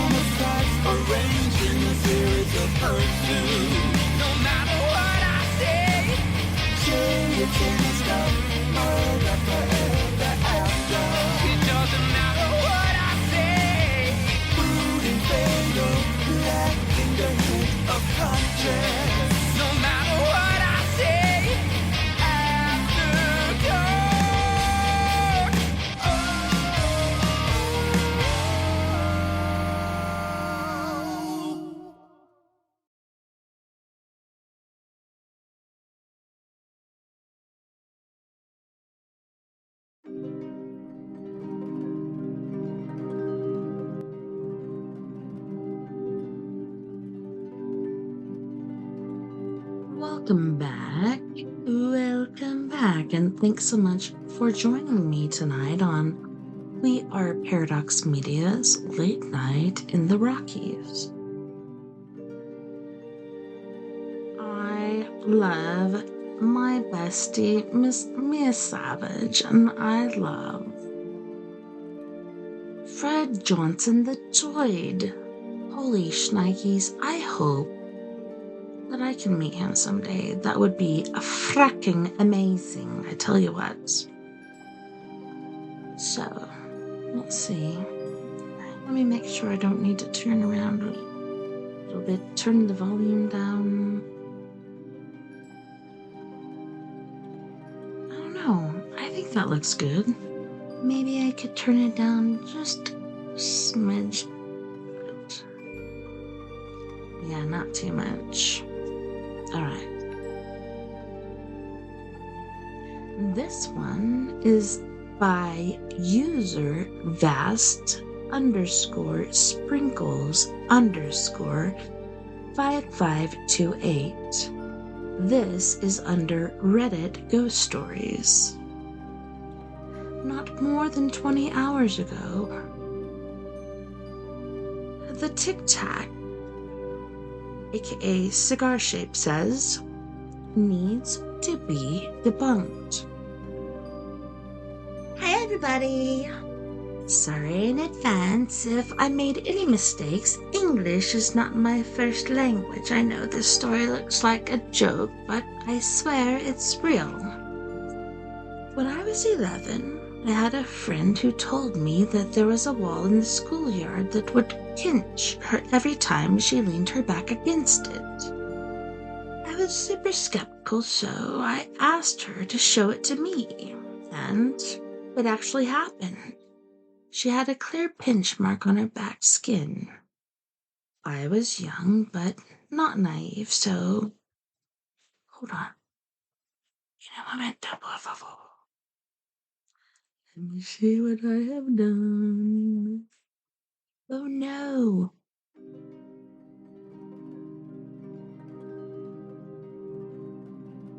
Let's get back to it, shall we? When it actually happened, she had a clear pinch mark on her back skin. I was young but not naive, so we ran with some other friends as witnesses, tons of tests to be sure that she wasn't faking it. Young kids love to invent stories, and it was during a time when we were 100% obsessed with ghost stories. So we looked at her before she leaned against the wall, and there was nothing, and she had to show off her hands to prove that she did not pinch herself. I'm going to preemptively show you my hands and stuff to show I haven't been pinched before I get pinched. Yeah, that's where I'd be like, red flag! She leaned her back against the wall for like 30 seconds and made a little scream and stepped away, and there was that damn pinch mark on her skin. We have tried it ourselves to compare, and nothing happened to us. To imagine the type of mark it was, just pinch your skin with 2 nails pretty hard. Ew, those are the worst. Like, okay, so skin bone against skin bone and skin bone really frackin' hurts, but when you take the nails and you cut into the skin with your little dagger type nail thingies, that's redonkulous. She's gonna do that to herself. I've seen worse.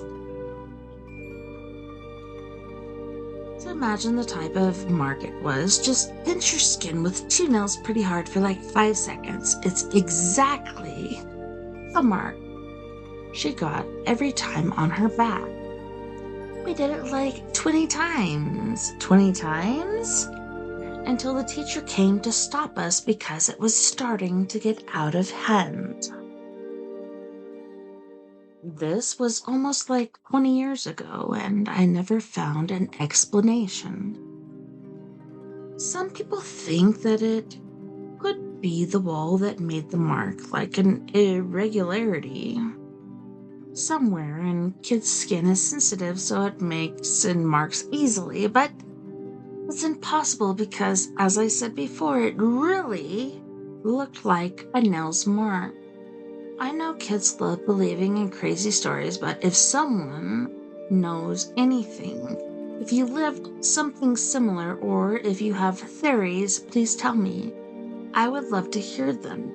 Maybe one day I'll try to contact her again, but I'm kind of shy and it may be so weird to ask her after all that time. Aha. Thanks for reading, and I'm curious about your answers. There's one remark. What does it say? What? It doesn't say anything. You press the little word bubble and it does nothing. Nothing, I think. Okay, so when I was younger, so my mom was killed by a drunk driver when I was 5, almost 6. I had 3 older siblings. They went with their dad. Me and my little brother went with our dad. My dad was younger than my mom, and my dad took it really, really hard. He really, really loved my mom, and I don't think even before he died that he ever fell out of love with her. I was just telling my daughter this evening, 2 years from now will be the age when my Faja died. That's insane.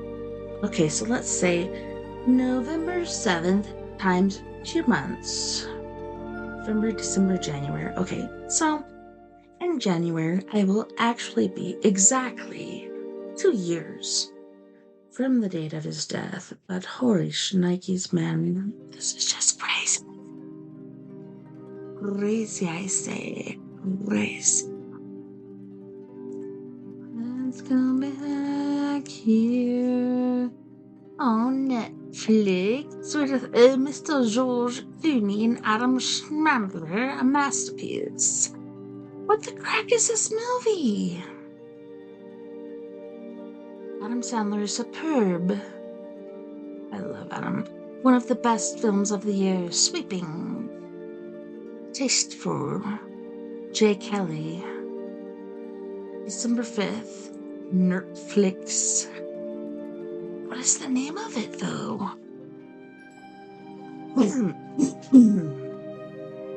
Sorry, guys.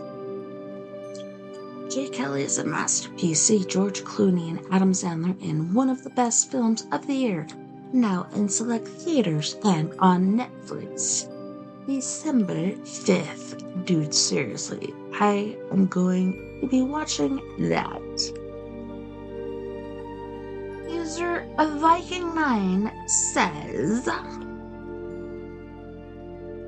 neighbor says he's seen a little girl in our kitchen. Advice? My neighbor asked my mom if we had a little girl staying over and if my brother's girlfriend had a little sister. My mom responds, no, why? He tells her he keeps seeing a little blonde girl sat in our kitchen. The only little girls that stay over are my daughters, but both are mixed race and have brown hair. They also don't sit in the kitchen and only stay a couple nights a week. Plus, he knows what they both look like too. I noticed over the past month that the hallway lights just outside the kitchen both started flickering and flashing at random times. It happens for like 10 minutes, then both go back to normal, and they're usually fine. I'd never considered the possibility of it being a ghost until I was told about this little blonde girl earlier today. What do you think? Well, I think I'm going to put an up arrow and then I'm going to scroll down and see what other people think. No, I think maybe nobody else has experienced this little individual, but they're probably closed-minded or caught up in their own drama, but you you are a younger, more pure individual. You're not overwhelmed or overtrodden with drama in your life, and so you're able to see these things. Let's scroll down and see what they have to say. Amazing-report 9585 said, sounds like you have a lost soul who haven't been able to cross over. Yonti Laru says the obvious action would be for someone, your neighbor, to get video evidence, as you haven't seen it / her. I picked up on that too. It is a female. You should ask your neighbor to try to get video evidence. Viking9 said, I was thinking that, to tell him to take a photo or something. Yeah, can you please take a photo of my house at no specific time? Separate_Hermit Knight 770 says, hello, well, in my opinion, if your neighbor's seen this little girl multiple times and lights flickering has been happening a lot, I'd say you folks have a ghost there. How old are you, if you don't mind me asking? Viking9 said, would be nice if this little ghost took refuge in one of the houses across the street instead. I'm 30 and I don't mind you asking. Very polite of you, though. I appreciate that. Separate_Hermit 9770 said, no problem. The reason I ask is because usually the OP would be the person to go about sending a ghost on its way, and someone young would not understand how to go about it. This little girl ghost might not know she's even gone, or she's confused what's going on with herself. You can do this method to most likely cross her over. I did this when I was, or had seen a ghost continuously on my stairway. I did find out from a psychic friend he was stuck here. I did this technique I learned from world-renowned medium Echo Bodine, and she said to do the following, which I did and never seen him again. What you need to do is this. Make sure you are alone and no one can hear what you're doing. You say your full name out loud and that you are calling on the spirit squadron to help you get the ghost in your home to move on. Be courteous to them. Say please and thank you. When you are finished, make sure you don't say anything to anyone what you did for 3 days. See what transpires. Usual-still-8803 said, spooky thanks for sharing.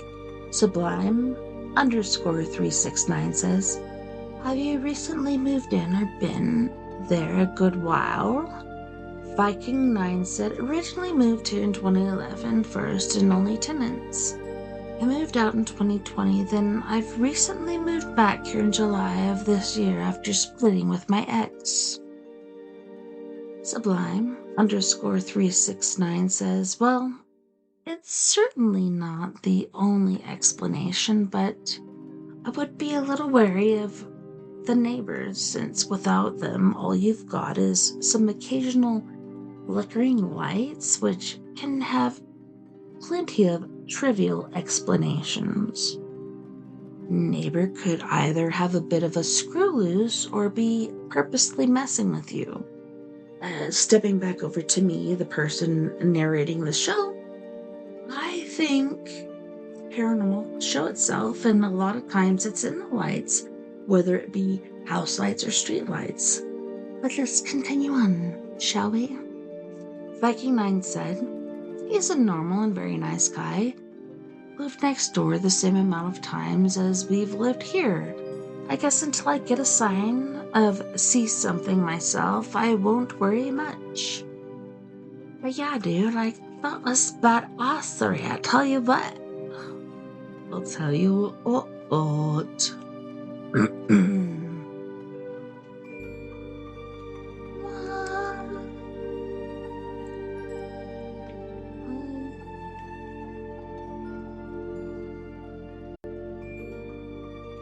This one is short but sweet. This is under Reddit Ghost Stories, alarmed underscore technician underscore 7. I saw a ghost and I want to see more. This happened roughly 6 months ago. I was at my girlfriend's house, which was built in 1775 in New Hampshire. I woke up at 2 o'clock in the morning and saw what I thought was my girlfriend walking around in her room. I thought she was just sleepwalking or looking out the window to see if there was anything going on. I watched her for about a minute or two and said, whatever, I'm just going to go back to bed. As I turned to go back to bed, my girlfriend was sleeping next to me, and when I looked back, whatever I saw wasn't a fluke. I'm very much so scientifically inclined in this sense, and I really need proof to determine what is real and what is not. I'm more or less sharing the story to let people know that the supernatural is very much real, and also trying to ask the community if there is a way that I can push myself to see this again. Well, I'm gonna stop there and say, okay, maybe you get over your freaking ego and talk to somebody, especially people in the area. First of all, your old lady, and second, or could be first of all. Okay, so I do the old lady first, out of respect. Then after that, I would talk to the chillins, and if they're trusting in you, etc., they are going to tell you what the frack is going on. Because this shiznizza don't sound too gizza.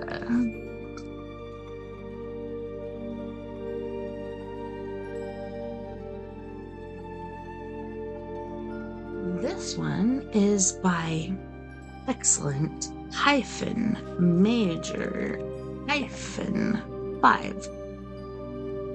Ghost of Nun at Old Kilburn Children's Home / Old Convent. Experience in a Tic Tac or cigar shape. Hi everyone.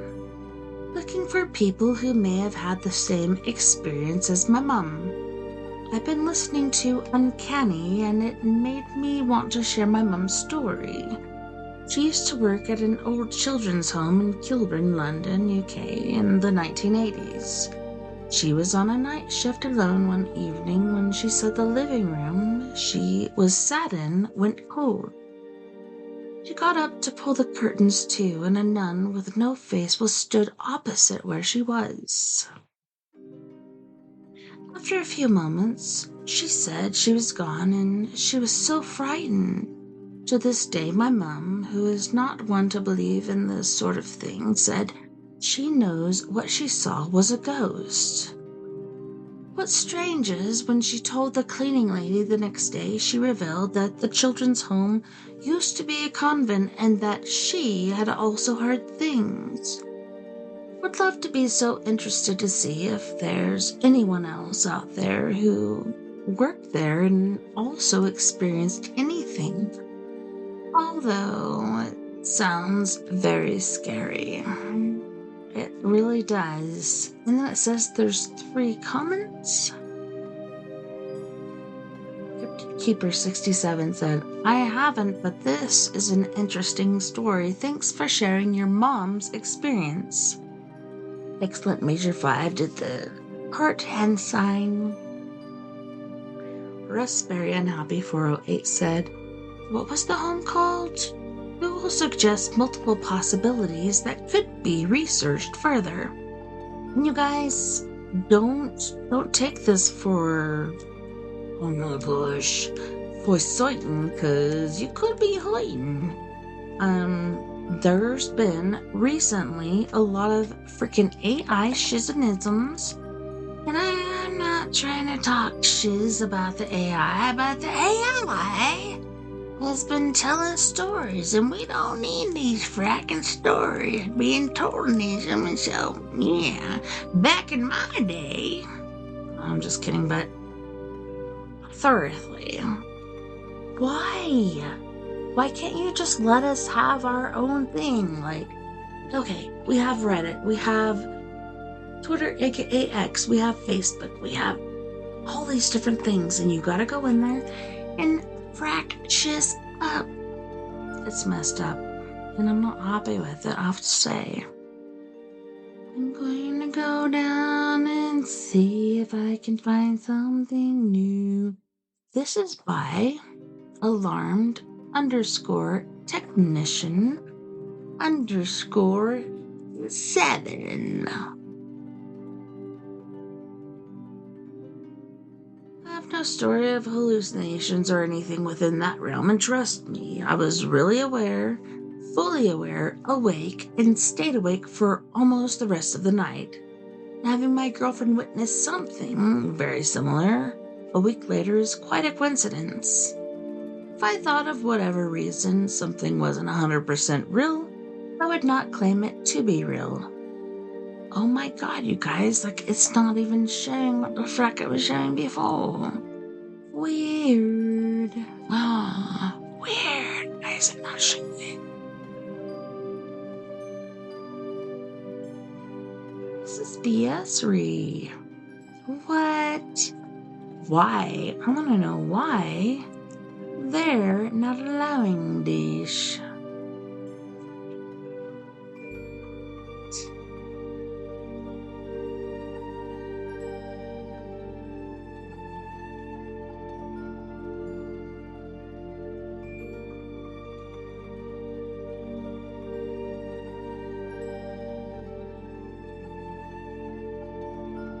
This happened whenever I was around 12 or 13. Sorry, guys. The user is KeyAnimator9077. The title is An Unexpected Potential Visitor. This happened whenever I was around 12 or 13. It was December before and after Christmas, and I was sick with the flu. I know it was after Christmas because I had my gifts and candy beside the couch I was laying on, and it was around 2:50 in the morning, and I was watching Steve Irwin's Crocodile Hunter. My dog, Sam, was at the foot of the couch, and after watching half an episode of the show, I heard a knock on the door. Sam heard it too because his head lifted up and he was looking at the door. I thought, who that could be? So I peeked through the blinds. I saw a man standing there. He had on a camouflage net hat and a thick jacket with jeans, snowshoes, because the lower part of the legs weren't there. I tried to get a good look of his face, but I couldn't see it. This next part kind of made me a little relieved. The more I think about it, because I then opened the door to find no one there. It was just snow. I told my grandma about it the next day, and she also seemed relieved, but for a different reason. Turns out, she's been seeing a shadow figure walk up the stairs of the porch and past the window, but I always thought it was just someone coming to visit, so she'd wait for a knock. It had happened almost every day, and ever since that night, I also saw a shadow when I was 5. Hold on. Yeah, I also saw a shadow figure walking up the stairs. Sometimes I like to think that it's a residual spirit.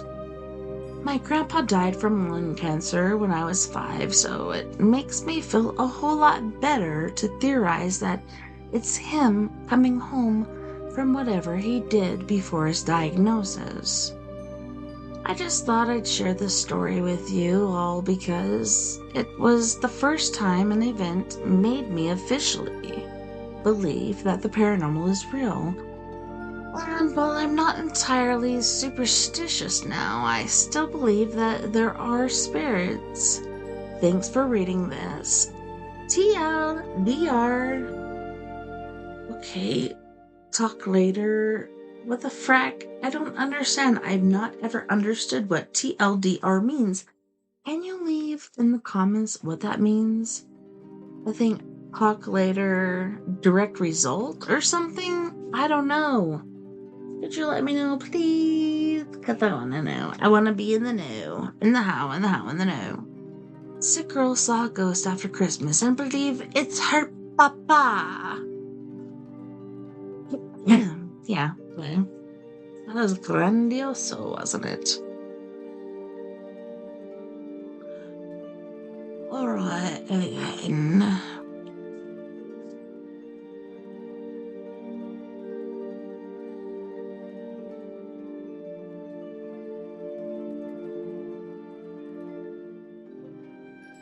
This one is by Reddit user Keep Looking Up 22 Blue 22. Still not sure what I think about ghosts, but I do still think about this 16 years later. Keep Looking Up 22 LP replied to Kayuk. What the frack? Where's the original part of it? It's not showing it. Let me. Oh no, what?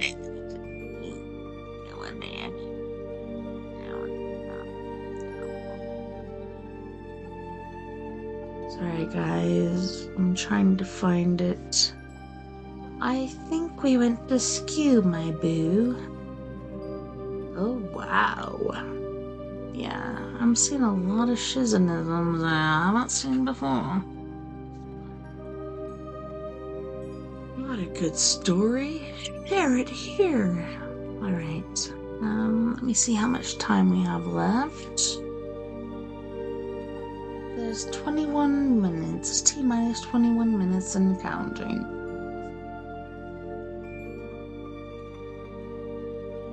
Let's see what's next.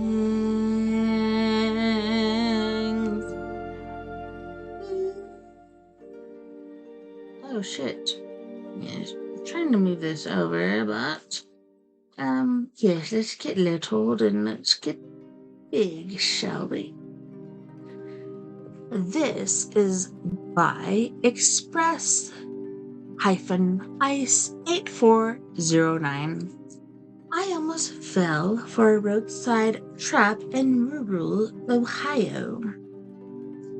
This happened in 2019, and I still get a knot in my stomach when I think about it.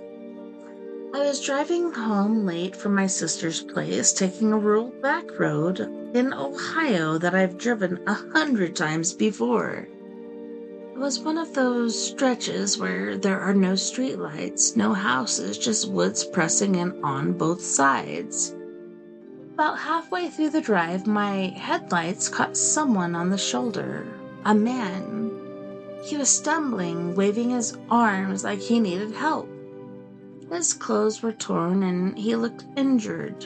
My first instinct was to slow down, but something felt off immediately. He wasn't waving at me. He was looking past my car into the darkness behind me like he was signaling to someone else. I kept rolling just a little slower, trying to make sense of it. When I passed him, he suddenly lunged toward my car, sprinting at full speed. I slammed the gas and didn't look back. My heart was pounding so hard it felt like it was shaking the steering wheel. About a minute up the road, another man stepped out of the tree line. He was standing right in the lane like he expected me to stop. If I had slowed down for the first guy, I would have rolled right into whatever they had planned. I swerved around him and drove the rest of the way home shaking. I didn't even call 911 until I was safely in my driveway. When the police came to take my statement, the officer didn't look surprised at all. He told me they'd had multiple reports of criminals using the same tactic on isolated roads. One injured a person to get you to stop, another waiting to trap you. He said if I had pulled over, things could have ended very differently. I don't take that road at night anymore, and I don't stop for anyone on the side of the road unless there are other cars around. To this day, I still wonder how many people did stop and what happened to them. Okay, so that kind of answers a question for me. Like, there's been several times I've been on the side of the road and nobody stops, but once somebody does stop, then several people stop. It's like they need numbers to feel comfortable, but geez, Anisa, I hope everything worked out for you for sure, because that's a hard place to be in. I hope it wasn't no creepy creeps. Seeing children. Wow. This is by oh my god. Seeing children. Preface or preface. How do you prefer it? I definitely believe in ghosts, as I've seen a few myself. I believe in the afterlife. I also believe what these people are seeing are truly children and not a symptom of Alzheimer's, dementia, or other mental illness. Here's my story. I work for elder care communities. However, I am not on the medical side of things. The other day, I was at a morning meeting at work. My administrator and nursing director were bantering about how they need to call in hospice for one of the residents. My administrator made mention that this resident was starting to see children. Oh my god, you guys, I gotta pause there and say, I've heard about these stories where people see children. Generally, it's a little girl holding a teddy bear or a red balloon or something. My mother-in-law had seen a little girl and she's like, make her go away, make her go away. Oh my god, Becky, it was so creepy. I don't know who she is. Maybe she's the angel of death that looks like a child or children. But that's freaking freaky. It's fracking freaky. It's freaking weird. Alright.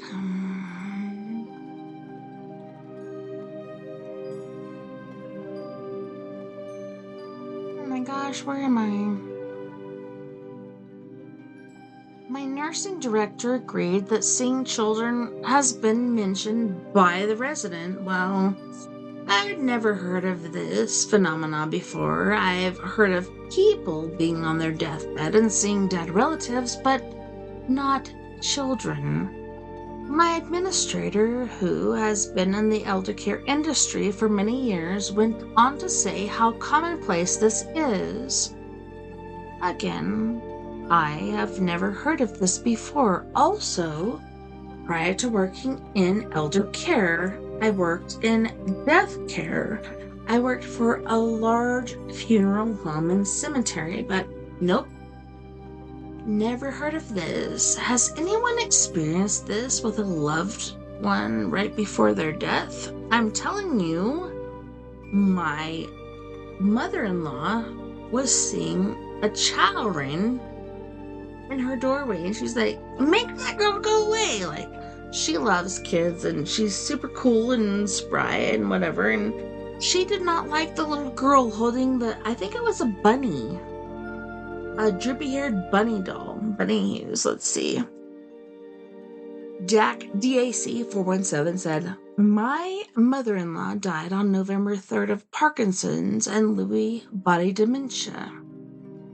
She frequently hallucinated for the last year of her life, but sometimes the hallucinations would turn into full-on conversations with either her dead mother or with invisible children.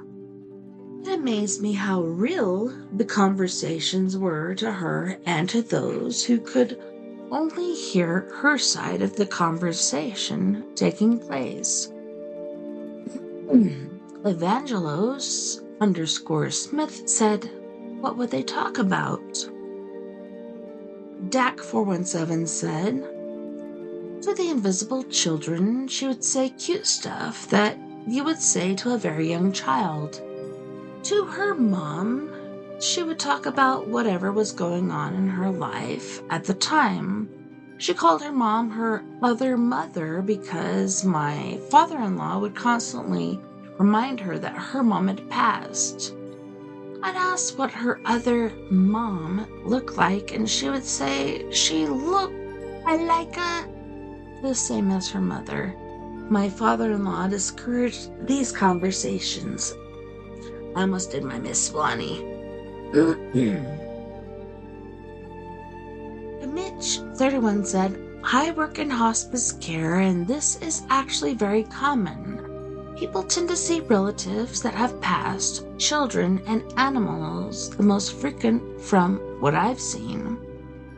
Cryptid Keeper 67 says, I've heard about that being common amongst people who are dying. Unlike the _violinist 99 said, yes. My dad asked a few times who the little girl was. Like I'm saying, I think the angel of death, and don't quote me on this, or you could, and say, well, TessaTNT said, I think the angel of death has been taking a different shape. Now the angel of death is looking like a little girl, so the angel of death isn't as scary, right? Like, he's not a bad person, he's just there to take you to the other side, just like that timid thing in, Egypt.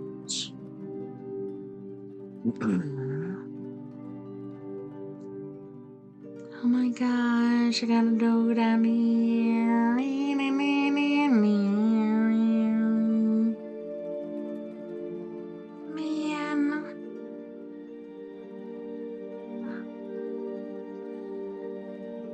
Am I the jerk for wanting to go no contact with my mother? Oh, let's see. If you feel like you need to go no contact, I am going to back you up. Because generally, it's hard to get people away from their mama. And this is by Rora_Quicklier. I don't know. Am I the jerk for wanting to go no contact with my mother? I, 20 female, have an alcoholic, pathological liar as a mother, and it has severely affected our relationship. She's been an alcoholic even before I was born, so over 30 years, and because of her drinking and her lying, she has close to no friends, driven away most of her family, and caused my parents' divorce.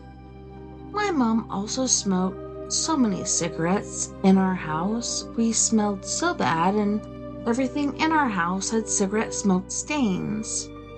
My health deteriorated because of this, and she lied to the doctors about her smoking habits. I underwent test after test for nothing and blamed it on my mental health, saying I was making it up. She also drove away most of her friends and family by making inappropriate comments and lying as well.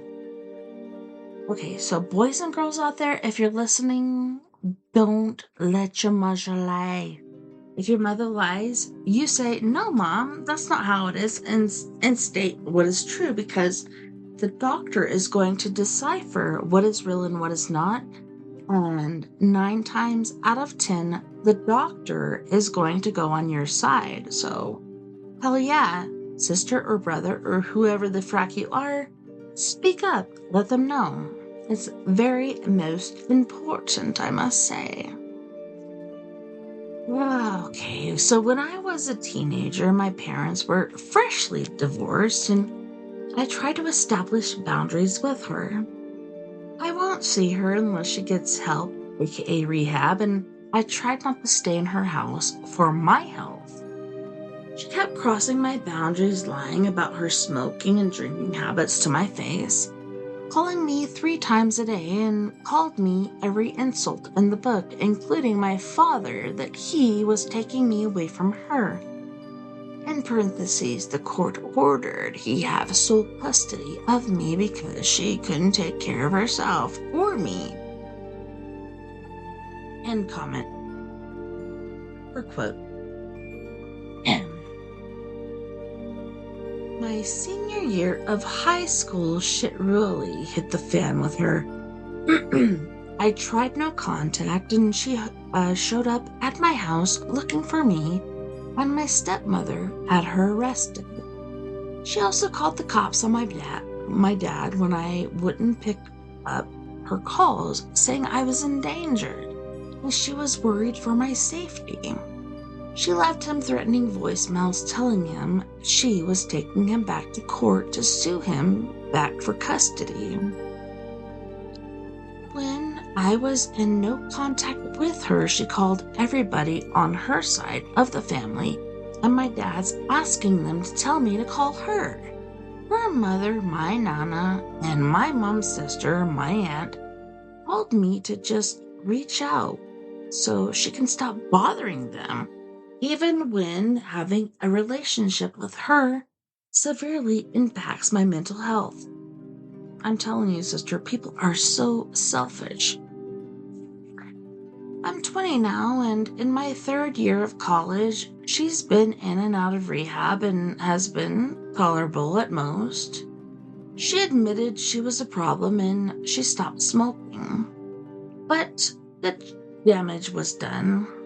But then she goes back to saying she's not in rehab when she really is, which causes an argument, and then I go back to no contact because she lied to me again. She had her therapist call me to tell me I have no reason to be mad at her, so I'm guessing she didn't tell her therapist the whole story? She also left voicemails calling me a bitch and a narcissist.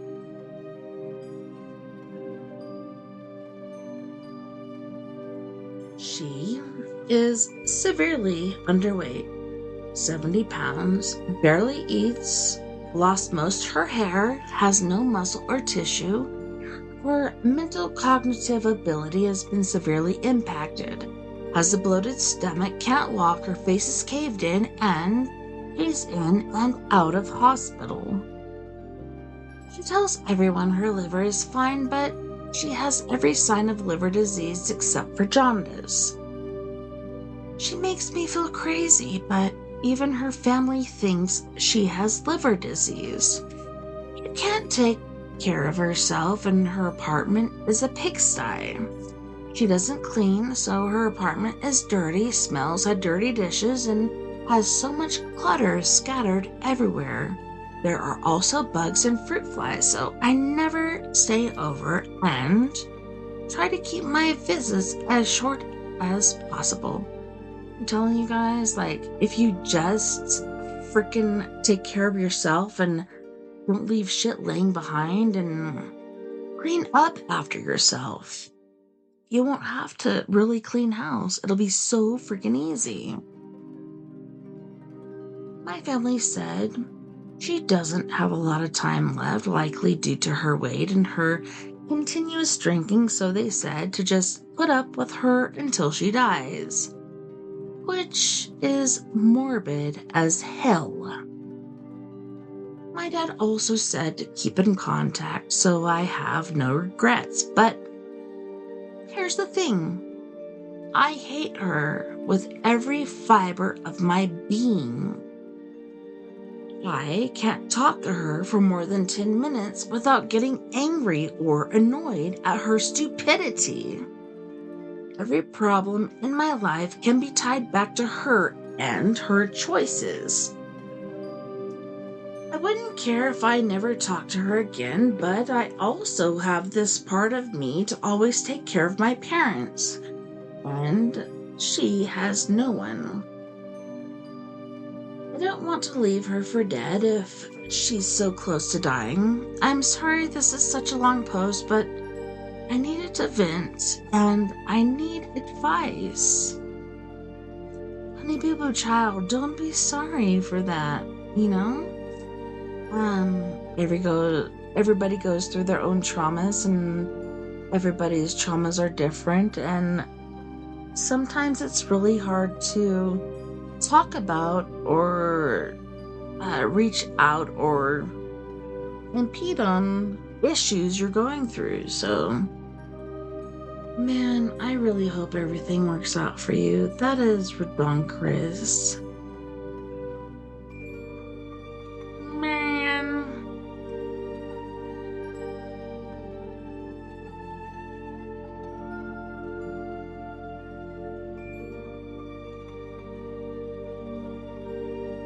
This one is by Scary Ghost Stories.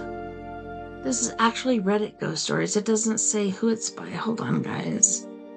Fortnite is trying to freak out my night. Elder generation, am I the drink for refusing my parents? Okay, here we go. Stories. Alrighty then. This is by Jerry the Equalizer. Scary ghost story. Let me know what you think of this story. I used to work at a desert restaurant in a historic town for the summer. One night, as I was getting ready to throw out the linens for the night, I had to walk myself behind the building in the pitch black darkness. Oh my goodness. Oh man, I can't even finish the story. Holy shnikes, 99 Love and Light to my use. Holy shnikes.